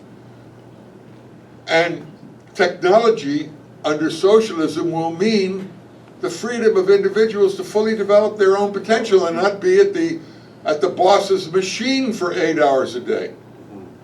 We'll have people who can be garbage collectors or steel workers for an hour a week, and the rest of the time they can be astronauts or ballet dancers or chess players or pianists or artists or any other thing that the human mind can imagine that advances the culture of everyone. 30 seconds, Jeff. The promise of socialism is leisure time. It's the substitution of people, the environmentally sustainable society where human beings work less and less and less and develop their full potential. So what we're seeing today, in summary, 5-minute summary. I don't think so. What we're seeing today, in summary, is a generalized phenomenon. People are beginning to understand that all of the problems they face in their daily lives can't be changed by the election of one politician or another. They're disillusioned with the politicians and their lies and their corporate media promotion because they see that their own lives, especially young people, their potential for jobs, for growth as human beings, for quality health care, for education, cannot be realized within the framework of the system. That's why in the United States, a majority of young people under 30, in the polls, the major polling organizations, prefer socialism over capitalism. Those are the people who are going to rebuild this country, rebuild our revolutionary movement, storm the heavens, and make socialism a reality in the lives of the world's people. Thank you.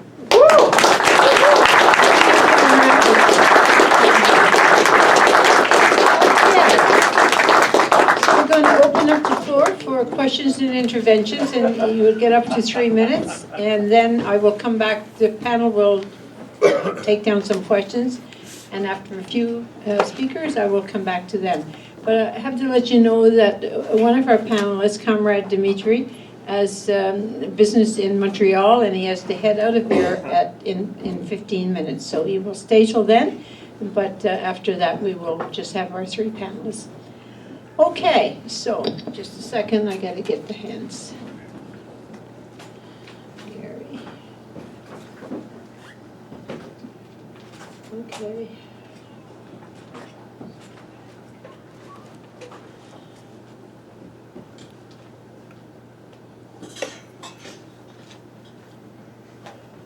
Okay. Gary. Yes, Gary. Thank you. I'm I'm actually going to be presenting, we have a leadership meeting following this conference, and we're going to be discussing a document on eco-socialism, human survival versus capitalism. Okay. One of the things that we are talking about there is that no parliamentary system isn't going to solve this problem, because capitalism is fossil capitalism. It's completely integrated with the principal source of human carbonization of our atmosphere, and that the oil industry, when you can have somebody move as smoothly as Rex Tillerson did, the president of Imperial Oil, into the most senior cabinet position in the United States, you know, as Secretary of State. I mean, it's totally integrated. Wars, the First World War and World War I and World War II were, to a significant extent, petro-wars. The whole struggle about the Middle East all begins in that period. Lawrence of Arabia is a petro story. You know, all that stuff. Petroleum is completely integrated. I don't know whether you ever heard of Riley, Ace of Spies, but one of the things that he did was help secure oil rights in what was then Persia. So capitalism will not forego petroleum. And we want to advance the demand. What we think is a central demand here is to take over the petro business. You can't work with these people. They have massive amounts of wealth. They are completely, they're willing to use American military or any other military to kill, start wars, do anything at all for this hugely profitable business, to use all of these reserves until the human and animal existence and existence on Earth is gone. What we have to do is start by nationalizing the petroleum, gas, and fossil fuel industry. And then once you have control of it, you can start phasing it out. And there's two real elements here. One is you have to dramatically reduce the use of energy through efficiency and different lifestyles. And the second thing is you have to rapidly convert the sources of energy to green sources of energy, and phase out petroleum as fast as possible. How much would we pay for that? Well, if you add up the subsidies that we've given to the petroleum companies, and if you take the trillion liters of waste that's sitting around the Fort McMurray, that has to be at $1 a liter is $1 trillion to clean up. Alberta has, these companies keep asking for and getting extensions from Alberta, huge extensions for 70 years in terms of contributing any amount of money to clean this up. We will be left to clean it up. That price, we owe them nothing for the assets. They have accumulated a massive debt to the people of Canada, and we'll just take their assets. Thank you very much. So, and then we get to phase it out. And, so to me, that's a central concept. I would like, Dimitri was talking about other steps. What do you think about this concept of simply taking over the oil business and starting to shut it down? Okay, so I just want to remind all of our speakers, it's only Jeff gets away with getting extra time. Everybody else, please stick to your 3 minutes. Okay, yes, you're next. My name is Bedar. I came all the way from Ottawa to be delegate with NDP, and Barry suggested to come to this conference plus the other one, which was good idea. I'm glad I'm here. The second question, I was surprised nobody mentioned that at the moment, the American government is printing almost $1 trillion every day. They have flooded the market at the moment with over $1 trillion. So this is why what's keeping the interest rate so low. My question here to you, we don't have a lot of money, we don't know what to do. If the recession comes, how can we protect ourselves as a seniors, as a people who has no money and so on? Shall we keep cash in the house? Shall we food in the house? What do you suggest so we don't get hit so hard as anything else? Okay, thank you. That's my question. Okay. BJ? I just have a number of comments here. First of all, with regard to Rebecca's comments, the lessons from Guelph, I'm from Guelph right now, originally from Toronto. Lessons from the Target closures is that the CAOs are paid first, the workers aren't, if anything. As far as the treatment of the vulnerable in society, we know what happens in terms of long-term care for seniors. They just do not have it. And in terms of treating the vulnerable, for example, psychiatric patients, we know what happens to psych survivors. I'm one from the system for over 45 bloody years. They force medications on you, thank you to pharma, etc., and they leave you to bleed, basically. They don't even know how to interview you. They don't interview you, they interview the people who put you there. Secondly, with regard to capitalism, as a woman, I feel that they're trying to push for more babies so they have more markets. All I say is my revolutionary insolent light goes on and I say the technology exists. If men want to have babies, why don't they have them? As a scientist, I hadn't heard of the law of tendency of profits to fall, but I had heard of the law of entropy, whereby systems run down, and that's supposed to be a scientific principle. But I say there are humans on this planet, and maybe the animals, they have a consciousness as well, whatever. But it's the function of humans to organize so that there isn't a rundown. And in terms of having a rundown, I wanted to know more about the function of deficits. And in terms of what Jeff spoke about, he didn't speak about labor value, especially in terms of voluntarism, which is $1 billion industry in Canada alone. And volunteers, especially seniors, are giving their all, and people with disabilities, etc. Thank you. We're going to take one more speaker and then we're going to come back, Barry, to the panel. I have everybody's name down, so I'll come back to them later. Barry? Well, thanks very much to the panel. You've explained why things are as screwed up as they are. And many of you addressed specifically, how did the capitalist governments deal with the last big slump? And you explained very well and in some detail that they subsidized big business, that they bailed out the banks, that they engaged in quantitative easing, that they engaged in social cuts to try to make ordinary people pay for the cost of their crisis. So what is that? All of these measures that they've undertaken, that they're contemplating now, for which the Ford government stands so clearly, brazenly, in favor of implementing, are these free market principles in action?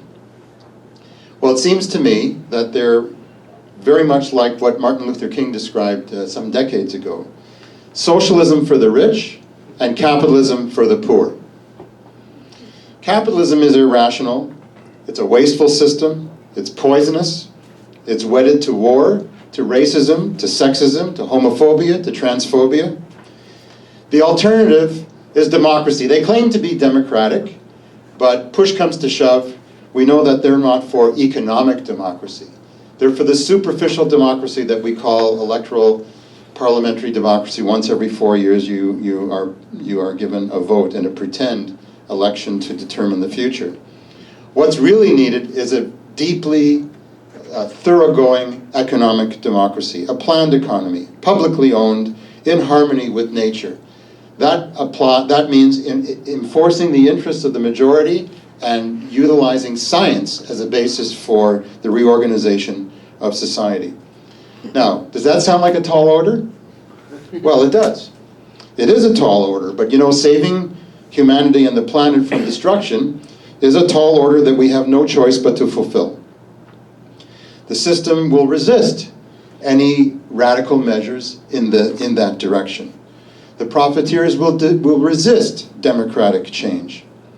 And are there any other obstacles that we face in order to embark on and succeed? 30 seconds. Well, yes. Inside the working class movement, there's a privileged bureaucracy. They act like mediators rather than like warriors for the underpaid, insecure workers, especially young workers, women, immigrants, and people of color. Without a new leadership of the working class, seniors, students, tenants, labor unions, and the NDP, we will not survive. It's as simple as that. And so we in Socialist Action are engaged in building something called the Workers' Action Movement. You see that yellow banner there, Smash Capitalist Austerity? And we're going to be putting that plan into practice at the Ontario Federation of Labour Convention, end of November here in Toronto, and next May in Vancouver at the Canadian Labour Congress. We're running candidates, rank and file workers who say that we need a new direction for the labour movement, that we need to enact the principles of democratic scientific planning in order to avoid catastrophe. That's what we're fighting for. There's going to be an opportunity for you to support that effort. There's a Young Workers Conference convened by the OFL on the Saturday, and on the Sunday there is registration, and we invite everyone here to come out and support the Workers' Action Movement candidates, one of whom is Kurt Young. Kurt, wave, thank you, and Barry Conway, a CUPE Vice President, Municipal Workers Hamilton, who are heading up our slate and fighting for a program in the interests of working people. We can change the world, and you can help in that endeavor. Thank you very much. Okay, so we're going to come back to the panel, and they have each up to 4 minutes, and we will start with Dimitri before you go. Let's go.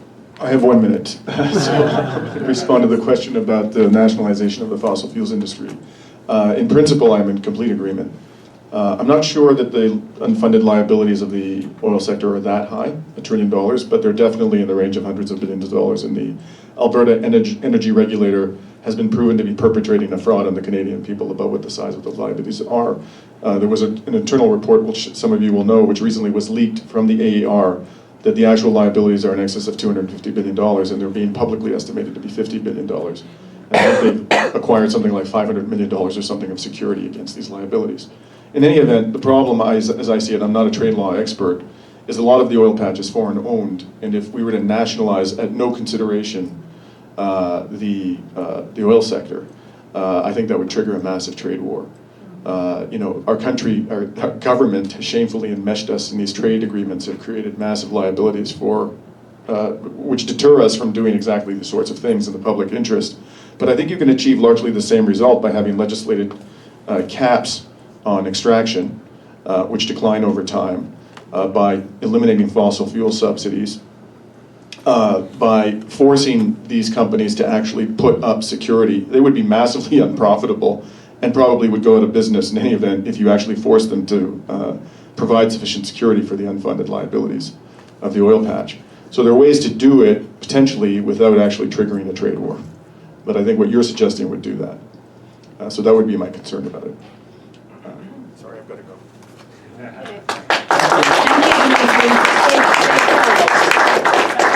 Okay, so yes, we're going to do Rebecca, then Jeff, and then John. And remember, 4 minutes each because we have a long list of speakers. I just wanted to say that the technology. No, sister, no. You can get on the list, sister. You can get on the list again if we have time. We're coming to the panel, please. Well, just relevant to this. No, One sister. sentence. No, we're not doing that. One sentence. No, not even half a sentence. Okay, Rebecca, you're up and you got 4 minutes. So I just wanted to add a comment to what Barry was saying, and it's talking about the concessions. So concession bargaining is a symptom. It is what happens when we are abandoning working class ideologies and we get rid of working class outlook and analysis.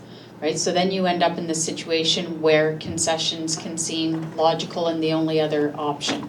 And outside of, the economic concessions that people, workers end up making, is that we also end up making other concessions, like the idea of a team concept where the workers in the company are all in this together, and we need to work together, because we're all in the same boat.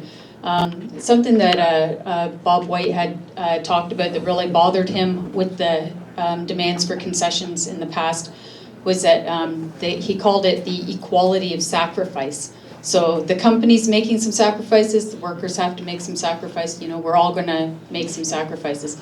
And what he identified is like the CEO of Ford was no longer having or Chrysler, sorry, was no longer had his private jet, but the workers no longer had their houses, right? They're lined up for food banks and they can't survive. So he was really frustrated by the idea of the equality of sacrifice. So there's really three things that come into concessions. One is abandoning your working class ideologies. You make economic concessions which cause great losses. And then there's also the losses like that make it all seem reasonable, which is things like team concept. And team concept will permeate not just taking concessions, but you need to work faster because we need to do better. We need to be competitive, so we need you to work longer. We need to be the best that we can be, and we need you to sacrifice so that can happen because we're all in this together. So I really think that it's important that as a labor movement and people who care about the working class, that we hold our leadership to account and really raise the importance of getting back to a working class ideology in the labor movement. Thank you, Rebecca. John, 4 minutes. There's two things I'd like to say in response to the questions that came up, and the first is generally around the issue of capitalism and the ecology. That there is no green capitalism, and I think that's a fundamental thing that we have to understand.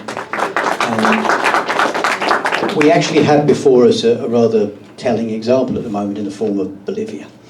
You look at the business pages and they're all pointing out that Bolivia may hold up to 70% of the world's lithium deposits. And then they point out that lithium is absolutely essential in the production of electric cars. So in a certain sense, we have our first green capitalist coup taking place. And that drives home the fact that no rational, sustainable relationship with the planet is possible under a system that is driven by profits. And the second thing I'd like to just mention is the question of an unfolding recession and what that means. When I was speaking, I said at the end that, as we would all agree, I hope, in this room, that socialism is the solution. But there are people who say that as if it was some kind of dogmatic mantra that you just throw out in response to everything, that socialism is the answer. Well, I got laid off from my job. Well, socialism is the answer. My hydro's being cut off. Well, socialism is the answer. The point is this, is that millions of people now, billions of people across this planet, are confronting a possibility of a catastrophic major economic slump. And in everyone's lives, in thousands and millions and tens of millions and hundreds of millions of situations, the question is going to be posed: who is going to pay for that? Who's going to have the burden of that imposed on them? And the capitalists and their states will attempt to impose the burden of that on people. And people will resist. They will fight back. Some people will despair, but many people will fight back. And that's going to be an incredibly precious thing. So we need to organise in the most clear-cut ways around all of the struggles, against evictions, against utility cut-offs, against people being hungry, against all these things. All these struggles have to be generalised and taken up and made the most powerful and militant struggle as possible. But we have to, at the same time, inject into this the clear-cut message that we are fighting at the moment defensive struggles against a system that is destroying us, and we must go on the offensive, and the only possible offensive is to build a society that is based not on profit, based on rationality, based on justice, and that offers humanity a future.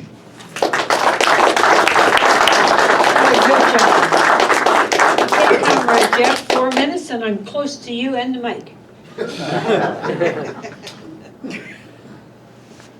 I agree totally with what John and Rebecca said. In truth, no matter what field of endeavor you mention, it's not a local, it's a worldwide crisis. With regard to jobs, environment, racism, sexism, the whole range of human endeavor is being threatened by the continuation of the capitalist system. Let me give you an example. The United States has 7 million people under the jurisdiction of the prison industrial complex. Half of them are actually in prison, and the majority of those are Black and Latino and Native American. We used to say, free Mumia Abu Jamal. Ever hear of Mumia? Yes. Then we used to say, free all political prisoners. What about the demand of freeing all the prisoners? Isn't it true that every serious revolution in the history of the world has freed the prisoners? And psych-survival true. Has freed, Medication. with the Bastille, they emptied the prisons. Yes, some of those people in prison have been so tortured by capitalism that their minds and bodies are out of shape. Should we keep them in prison? Or should we have a humanitarian system that rebuilds them? Every one of them. So that's a start. 7 million people, a majority of the oppressed. Free them all and welcome them into a system that will realize their full potential as human beings. And not only the prisoners, what about the immigrants? Millions of people. 12 million in the United States are there without papers. We would immediately grant them amnesty and citizenship. And we would stop destroying their countries that drove them to the United States in the first place.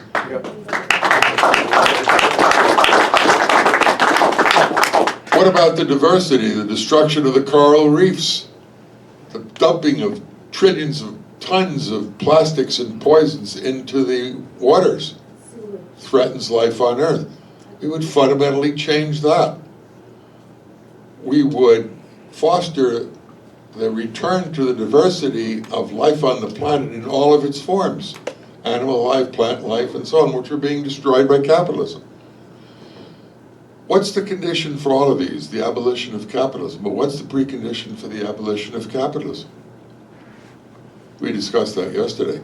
It's the building of a mass working class revolutionary party deeply integrated into every struggle of the oppressed that seeks to organize the working class to abolish the goddamn system in the first place. There is no solution outside of that. The problem in the world is not the inability of the working masses to fight back. It's the incapacity at this time, the crisis of leadership of the working class.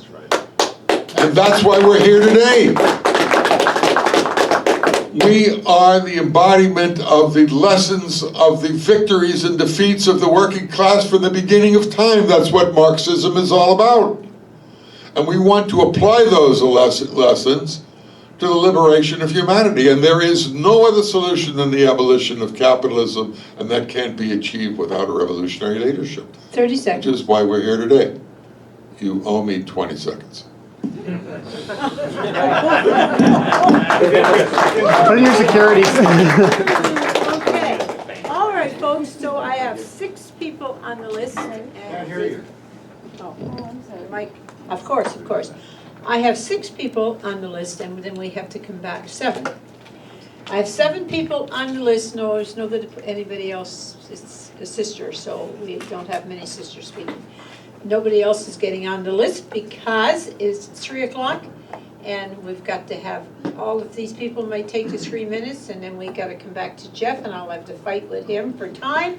And then we got another session at 4 o'clock. So unfortunately, the speakers list is closed, and I'm going to take your notes, start writing, because I'm going to go to all 7 speakers before I come back. And the first one is Mitchell. Thank you. John, you touched on this, but I'm happy for either Rebecca or Jeff to respond as well. I'm wondering if you could comment a little on Brexit. In Socialist Action, we support Brexit, or as we prefer to call it, Lexit, the left-wing exit from the European Union. We take the position, shockingly not shared by all socialists on the left, that the EU is an utterly unreformable, undemocratic institution.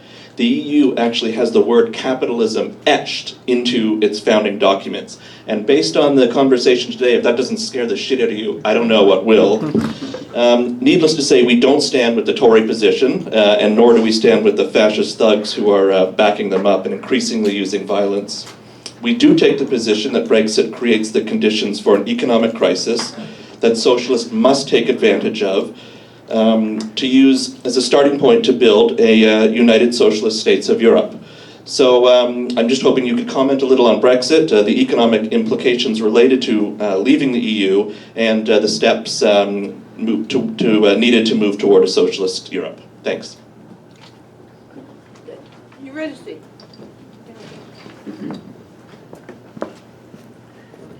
Thank you.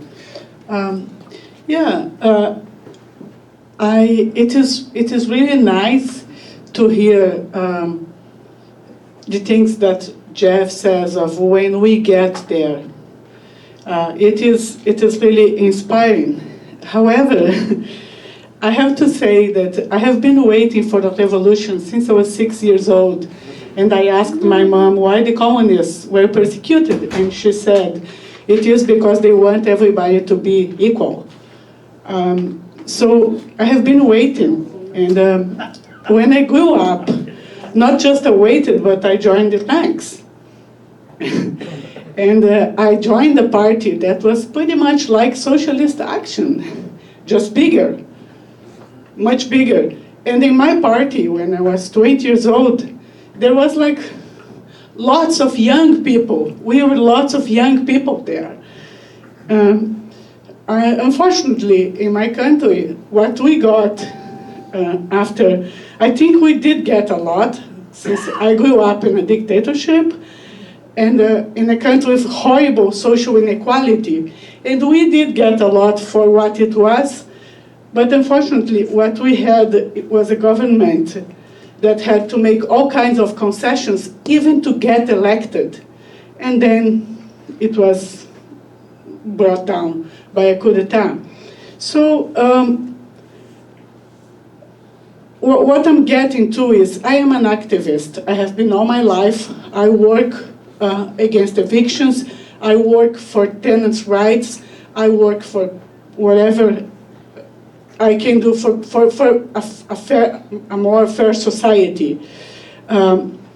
What I want to hear here is not how it is now. It's great to hear how it is now, what's going to happen. I love your insights. They get me to understand what's going on. And I love when you say, when we get there, that's what we're going to do. That's what brought me in when I was a young person. Like, when we get to socialism, that's going to be like this. But what I want now is like to see how we're going to get there, besides me being an activist and you guys being activists. Because saying that we are the embodiment of revolution, all the 40 of us in the room, is kind of sad. Where are the fucking students? Where are the young people? Where are the poor? Where are they? Why are they not here now? Like, at least the students, why they're not here now learning with us? And not learning, but teaching us. So why, stop it. Please. Why are not, yeah. So I want to hear how we are going to get there. What are we going to do to get these people with us? I want to be on it. Thank you, comrade. Thank you. Okay, let's see. Yes, right, yes.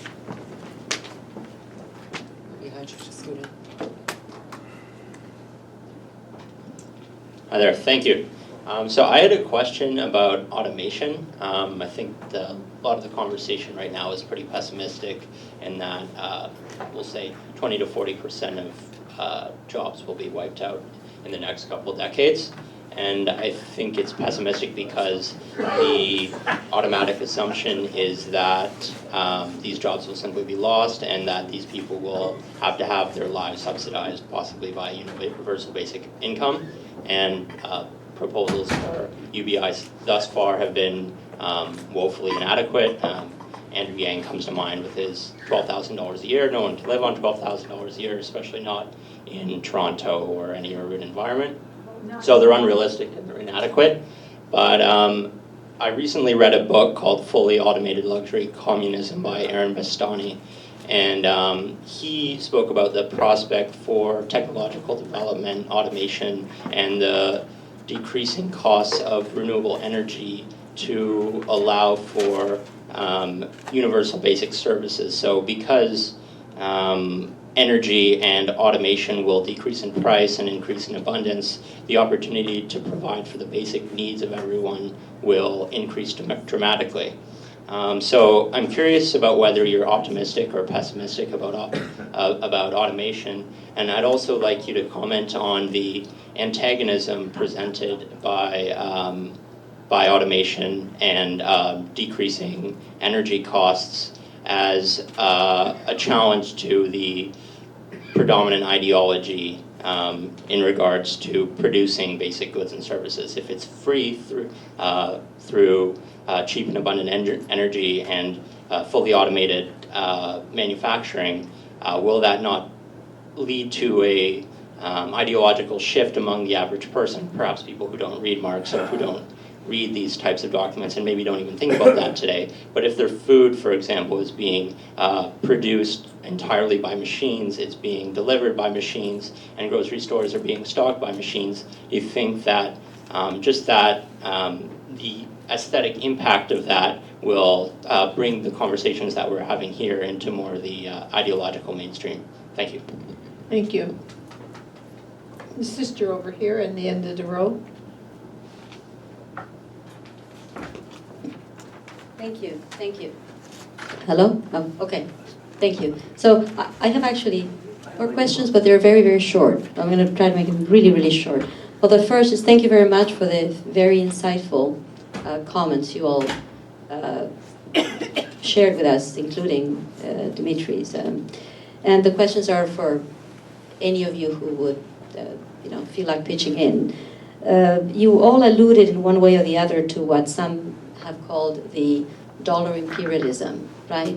We can't all print dollars to, just to solve problems in society. The US can, and for complex reasons, some countries are in a better position to draw from that power, economic power. I'm aware of only 2 brief and essentially failed attempts to go against that.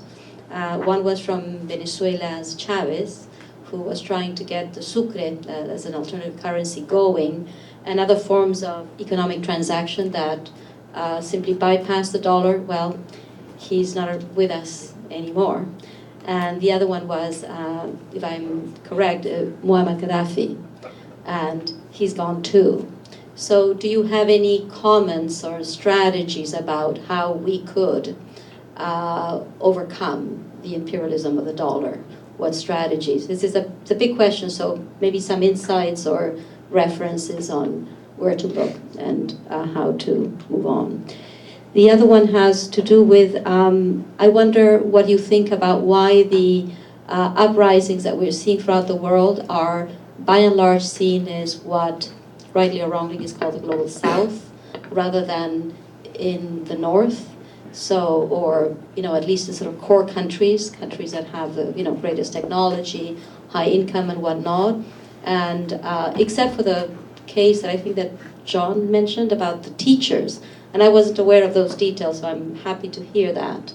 But why do you think it looks like people in the global North 30 seconds. Don't get it, yeah?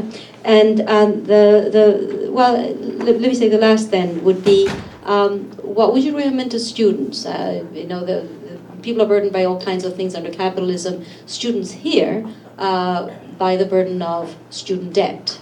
And do you see that there's a particular role or strategies for students, particularly in countries like Canada, where you do have to pay for your higher education in contrast to others? And that would be your recommendation. What would it be? Thank you. Thank you. Okay, right next to you, Steve, in the green. Hello, socialism or capitalism? What a choice. What a choice. Well, guess what? It's not that simple. Bourgeois socialism is not an alternative to bourgeois capitalism. This is something that Marx understood very clearly. And as people who I think accept and understand the history of and the science of society, like Marx did, and the lineage that comes from Marx and Trotsky, we understand that looking at history is a huge advantage to us. Socialism has a history. And there are some fundamental questions that need to be asked and understood. What happened in the Soviet Union? What was the Soviet Union? I'm not sure that's ever been really answered. It fell. I thought there was going to be a big postmortem on the thing. Not so much. What was the Soviet Union? In order to understand the society and its economy and its relations to productions, all you have to do is ask the simple question, what class was in power in the Soviet Union? And it was often said, well, it's a degenerated workers' state. Well, workers built the pyramids too. So it's been working class for 10,000 years at least. What class came to power in the Soviet Union? And it's the petty bourgeois. It's the corporate petty bourgeois. And this new petty bourgeois, it's not like your small businessmen now. No, these are professional management, white-collar workers. And the corporate structure is their playground. And every socialist government has been a petty bourgeois government, for the most part. Or it decayed very quickly into one. And what we see in all these regimes, and I can name them all, they're mostly dead and gone now, or just rotting to the point where it's just a mess, is that we see the absolute maintenance and development of the same structures that capitalism uses to exploit and subjugate labor. But there is optimism, because guess what? That petty bourgeois layer is now in a serious crisis itself. And for the first time in history, we're going to have the material conditions for the proletarian ascension. It's never happened before. There's never been a proletarian dictatorship. And there's something can be learned from here. We have to understand that maybe, as Marx said, the ideas of a society are the ideals of its ruling class. Where did socialism come from? Where did historical socialism come from? What class? It was not a revolutionary proletariat.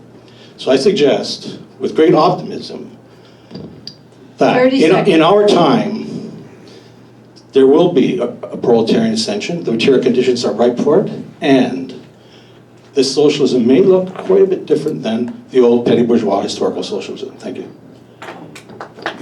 Thank you. We have three speakers left. Kurt, you're next, and then you, and then Julius is the last speaker. Hello, everybody. So, in the passing of the Dodd-Frank bill, the U.S. Senate deferred all responsibility for quantitative easing to the Fed. And right now, the value of the United States dollar is based solely on the foreign demand for the dollar as the international currency of trade. And we already know what extent the United States goes to ensure that it has market dominance, so that all countries have to trade in the United States dollar to ensure that all the money that they're currently printing doesn't have an inflationary effect. So, but however, even with all the action the United States is doing, the U.S. dominance over global markets is declining. Now, I'll add another one of the attempts to undermine the U.S. dominance is right now the gold-backed yuan in China. And China is working heavily with Russia to increase their gold reserves so that they may be able to trade on that. So if a large enough amount of countries stop using the United States dollar, the dollar will crash, or actually, should I say, using the dollar as their primary trading currency, the value of the dollar will collapse. So do any of you see this taking place in the upcoming economic collapse? This going to be a major factor, either Will it precipitate, follow an economic collapse, or it will be one of the things that may actually trigger an economic collapse? Okay, just right in front here. Yeah. You. Hey, this is me. I want to draw your attention to this particular report that was done on behalf of the citizens of Toronto to the tune of $250,000, talking about the implications of climate change. Most people in the city have never heard of it. It was never adequately debated. It's somewhere in City Hall. So the reason I'm passing this out is so that you can direct your councillors to pay attention to this and get some feedback. Make copies of it, pass it out to your friends, relatives, people you know, workmates. Because what is happening in the climate crisis is happening faster, much faster than the general population is aware of. Yes, it is. The information coming from the Intergovernmental Panel on Climate Change is roughly 4 years old by the time it comes out. The data's got to be collected. It's got to be filtered and discussed among approximately 2,000 global scientists. Then it's got to go to peer review. Then it's got to come back and receive intergovernmental agreement. And then the report is issued, we're told about the dire state of the biosphere. But if you take a look at what's happening in the north and get your information from the native people who are living up there in terms of the melting of permafrost, etc., this thing is happening fast. So please pay attention to this. This is a synopsis. I've given out some copies. If you haven't got a copy, please see me. I've got some more here. Thank you. Thank you. Okay, Julius, our last speaker. Julius? Thanks. Great presentations. Really enjoyed this session. I want to address what Eurydice had to say a little bit. I just finished reading a book called In Dubious Battle. How many people have read that by John Steinbeck? Probably not that many, actually, maybe a few. The story is about two revolutionaries who go into an apple grove to organize the workers to fight for a wage increase. And the story, much of the story, focuses on getting those workers to fight and how difficult it is. Now, the conclusion in that book, I hope, is not something that we would have to rely on because it's quite violent. But it was written and took place in the 1930s when there was a lot of hostility towards communists. I've been a member of Socialist Action for 12 years. When I joined this organization, we would never be able to fill a room like this.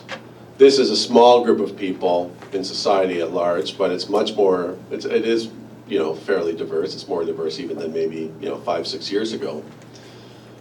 But I think that going back to what we had talked about, the crisis of leadership, I think plays a fundamental role in the working class not being mobilized or engaged in fighting against the system.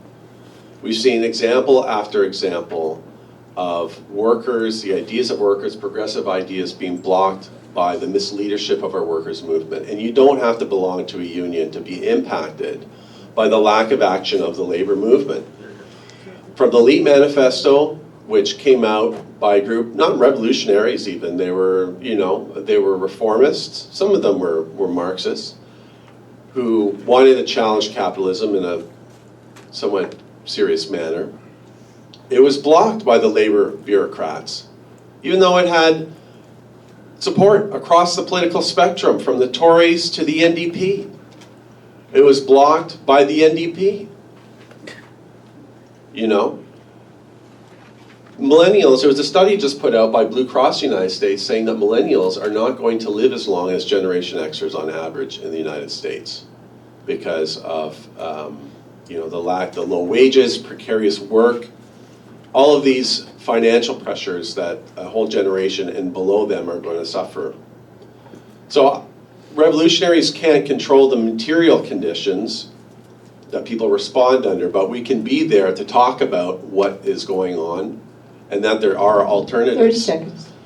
And I think that we need to continue what we're doing. I think, though, that in my opinion, with a lot of other groups on the left, you don't see the kind of work that we do in challenging the labor left tenets of capital. The other groups don't do it. Either they abstain because they feel that they have all the bright ideas and they work in a phone booth, or they're soft on the leadership and they think that they can influence them on an issue-to-issue basis. But we've seen that that clearly doesn't work. So we're going to try things differently at the OFL convention. It's going to be a small effort, but I think it's going to be a significant one, because frankly, the status quo doesn't work. It doesn't work, and we've got to try it. And I'm happy with what we're doing now, but we all have to try. And when you go into a room and you say, you know, well, where is everyone? And this is not directed towards any one person, but I think that we all need to ask ourselves, well, who did you bring along with you, right? We all have to make an effort to build this movement. So I'll just end there. Thank you, comrade. Okay, we're coming back to the panel for to wrap up, and they each have 7 minutes, and we will up to 7 minutes. We will start with John, and then Rebecca, and then Jeff. Okay, so I can't, I think, begin to do justice to the questions that came out without really getting the full weight of Elizabeth's ruthlessness brought down on me. But the first question I feel I must respond to, because it was put directly to me, was around Brexit. The last time I was back over in the old country, I went, did my political stuff and spent a few days with my sister, and I went out in the back garden. She poured me a beer. I was about to put it to my lips, and my nephew said, "Uncle John, what do you think about Brexit?"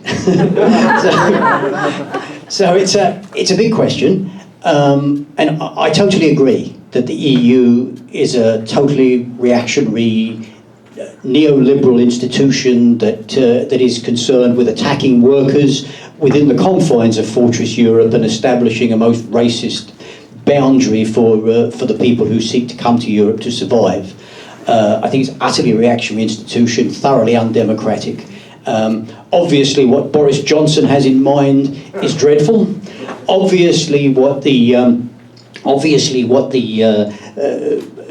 It is extremely unfortunate that the degree to it has that the movement for Brexit has been dominated by racists and reactionaries. But that isn't to say that all the people that voted as they voted were racists and reactionaries by any manner of means.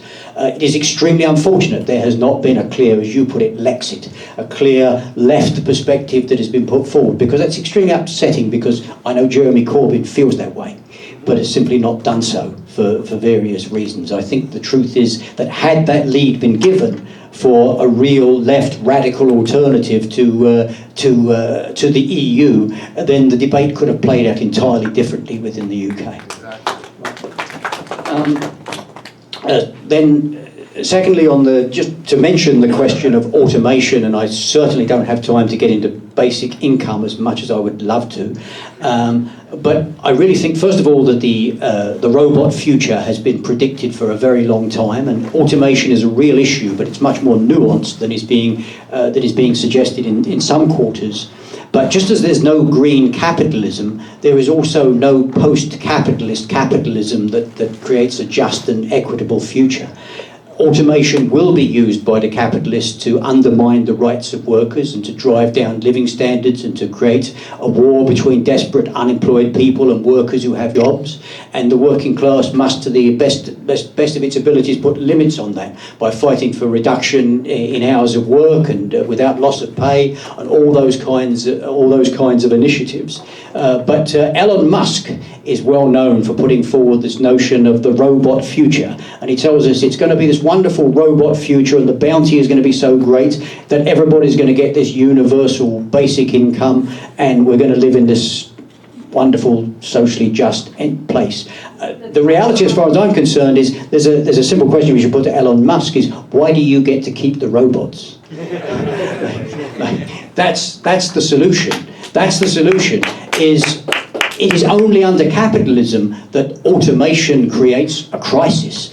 Used in a rational and just and sustainable way, automation really means that the productivity of human labour has been increased. And in a just society, in a socialist society, that would be an incredibly beneficial thing that we would all reap the benefits from.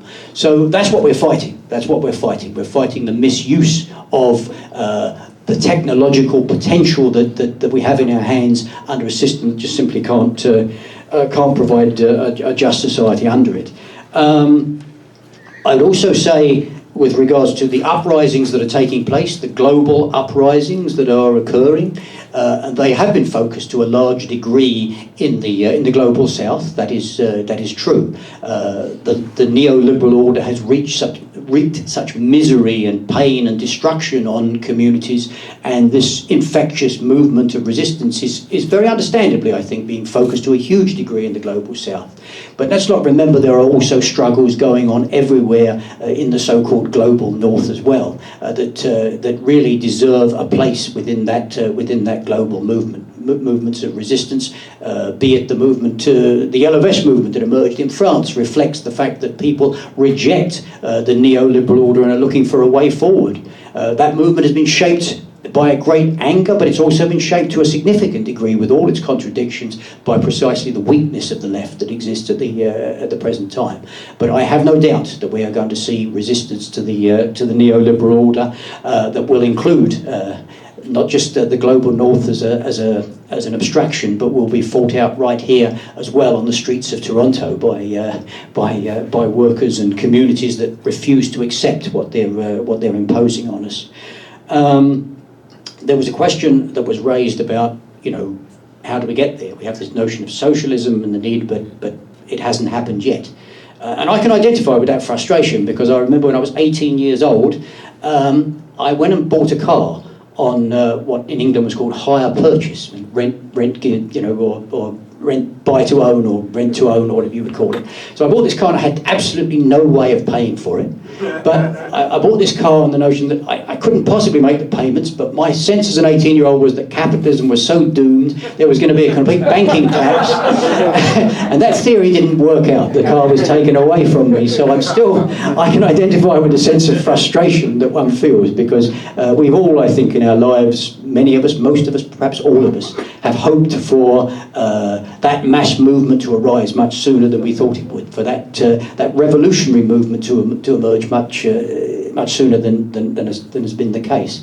But really and truly, I think also we need to understand, you can't provide a clear blueprint. I mean, no one in this room is in a position to sit here and say, this is the plan, this is how we're going to do it. We're going to have to respond to situations that emerge. But I don't think that this is by any means a time for pessimism.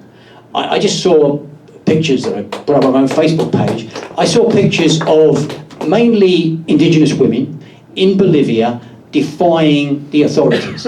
I mean, the most incredible power, the most incredible strength. The World Bank, no less, talks about the mood of anger that it fears, that inequality and neoliberalism has created, and their fears are not misplaced. There exists in all of our societies an incredible anger, and there are going to be upsurges. But the problem, of course, is that they have an incredible ability to divert and contain those upsurges. And at every point, the struggle must be to try to intervene in them, to make a difference in them. And while those struggles are vital and precious, they must go in the direction of fighting for a different society and not just challenging the excesses of the present society. So I think a gathering like this, in this room, of people who have reached that perspective that the time has come to change society is incredibly precious. And we have to build upon it. And I think we are going to get, in the foreseeable future, a really incredible shot at actually fighting these bastards on their own terms and actually really making a difference. Would you believe these 7 minutes right to the second? So I'd comment that although there isn't everybody in this room, that a revolution is already well underway. That if you look at the global climate actions and the global climate strikes that are happening and the uprisings, as they're talking about in the global south, and the pushback, I mean, I think that there is all sorts of reasons to be optimistic that people are pushing back and really trying to make fundamental change right now, and they're doing it on a very large scale. So it's not being necessarily represented in the media, but you can feel a difference right now when you're talking to people about what needs to happen, and the conversation is changing. So how do we help encourage that to happen? The only thing that you can do is have the conversations and get organized and get out there, right? It's just asking, saying, we're going to have a meeting, would you like to come? People might not come the first time or the second time or the third time or the sixth time, but maybe the seventh time they come, right? And targeting groups of people. So why aren't there any students here? I don't know. I don't know what sort of advertising was done specifically. As an example, somebody said, why aren't there students here? I'm sorry.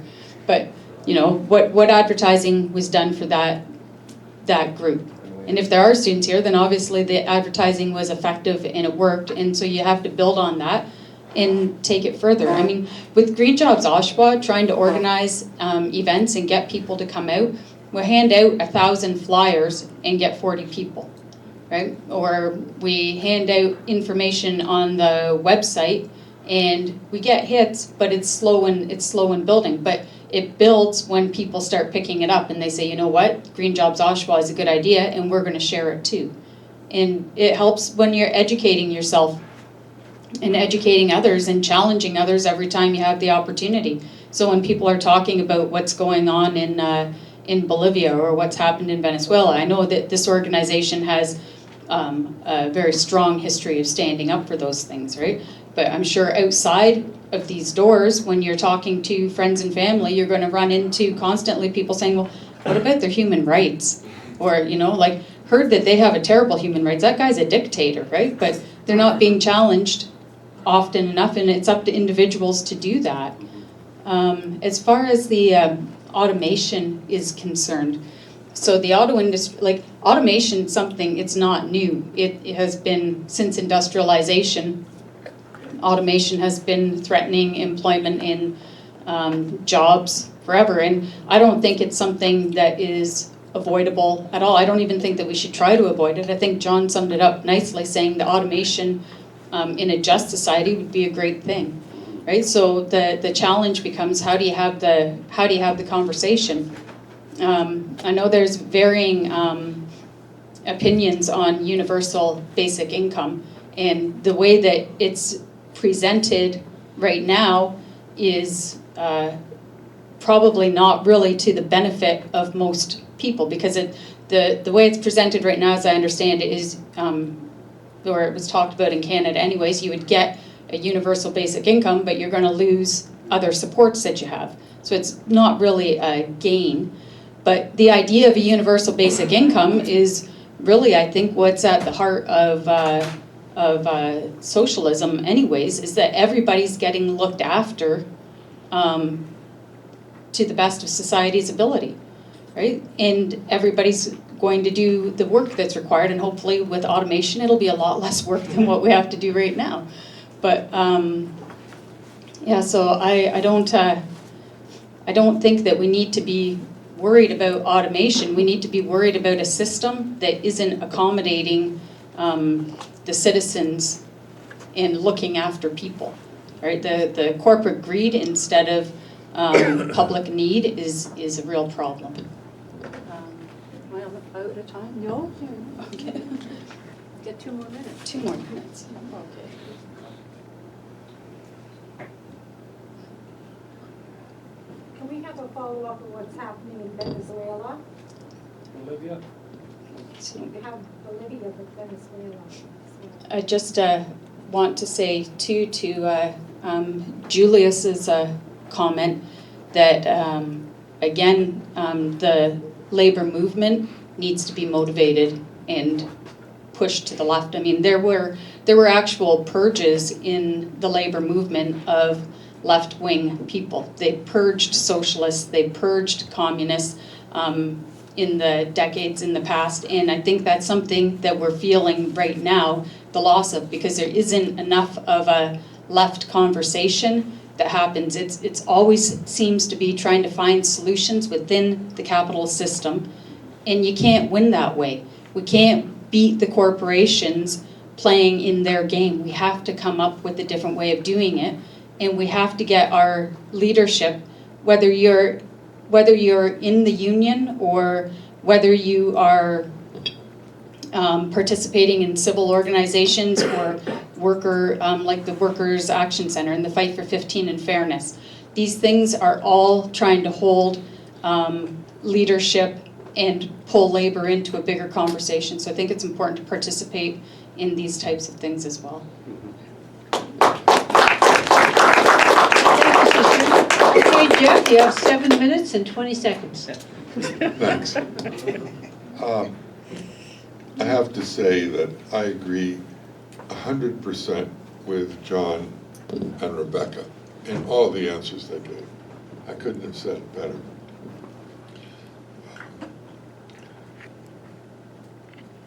With regard to automation in a socialist society, we'd welcome it. Sustainable, clean substitution of machines for human beings. And in that socialist society, it would be a society where there would be fundamental changes in our diet, for example. We can't continue eating the quantities of meat we have because cows and animals produce massive amounts of methane, which is something like 25 or 50 times more polluting than carbon dioxide. We'd have to make lots of changes, but we'd have the power to do it. Yes. And that question is power. You know, 7.6 million people demonstrated in that student strike, and they were overwhelmingly young people, and they did it on every continent in the world, except for Antarctica, the Arctic Circle. It was the largest coordinated climate demonstration ever. Regardless of its limitations, it was led by young people. When I was on tour in the Midwest, our comrades organized a demonstration of 1,500 people against a pipeline. And 90% of the people there were young people, and they were interested in socialism, and they asked to join our party. And they all agreed that capitalism didn't offer a future. So I'm optimistic. Revolutionists who've been around for a while see that history doesn't progress in some kind of steady state, including the revolutionary movement. No one expected red state teachers to close down the entire state, break all the laws, and solidarize with the state's working people and extract concessions and win. But their leadership at the end of the strike, which had victory, said, let's run 400 teachers in the election as Democrats to dump Trump. That was a dead end. And that too will change. As far as the dollar is concerned, countries are all considering alternatives to the American dollar because they know it's paper money that is backed only by the economic power of the United States, which is coming into question. So countries are trading in Chinese currency or Japanese currency or other currency. The United States doesn't mind paying its debts and running up deficits with paper money. You know, I could do that in my backyard. Just write paper money checks, which had no value whatsoever for everything, until it catches up with you. But I want to deal with one question that nobody has dealt with, and that is a question that the fellow raised about the Russian Revolution. He says all revolutions have been petty bourgeois, not the Russian Revolution. I tell you, we wouldn't be here today if it wasn't for the Russian Revolution of 1917. That was a proletarian revolution led by the working class of that country, organized in Soviets who became the government, not the Communist Party. But the working class ruled in its own name through its own institutions and did miracles on day one. They gave the land to the peasants, they freed the oppressed nationalities, they moved to end an imperialist war, and they gave control of the factories to the working class. And they did miracles. And nobody expected it to happen in the most backward country. And even the Bolsheviks said, this is just temporary, it was just a holding operation. We have to spread this revolution everywhere, and they spread it everywhere. They tried to organize or help organize or foster the revolution in Germany. They had a revolution in Hungary. But in this still backward country that fought off the entire world, they weren't strong enough to do that. And they succumbed to the horrors inflicted on them by the combined force of all the imperialist powers who simultaneously invaded, and they beat the whole goddamn world. At great loss, but the conditions were created for the rise of the Stalinist bureaucracy that was petty bourgeois.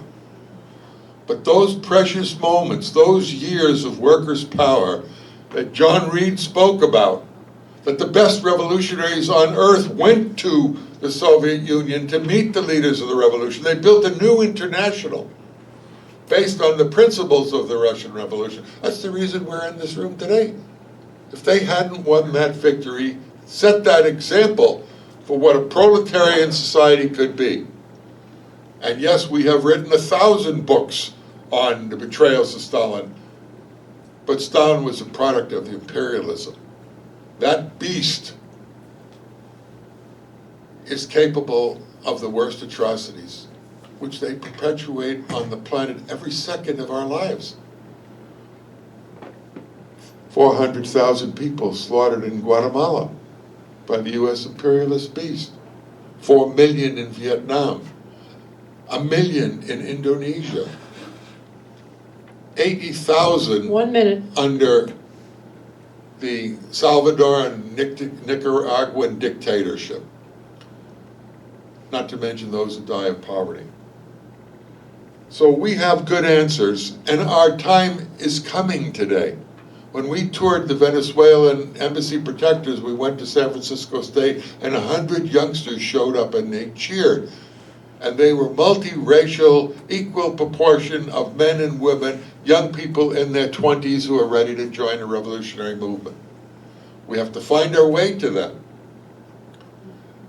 And what you have in this room, as old as people say you are, is you're the repository of the lessons of the history of working class struggles. You can pass it on, only you, to the young people, to the new generation. You are the transmission belt of the history of struggle of the working class. That's what a revolutionary party is. So I'm thrilled to death to see 75 people last night and 65 people today. This is the future of the revolutionary movement in Canada, and this kind of movement is the future of humanity. There's no substitute. These ideas don't grow on trees. So I'm very proud to be part of it. I agree with the thrust of everybody's remarks, and this has been an incredible panel. Thanks so much. Thank you.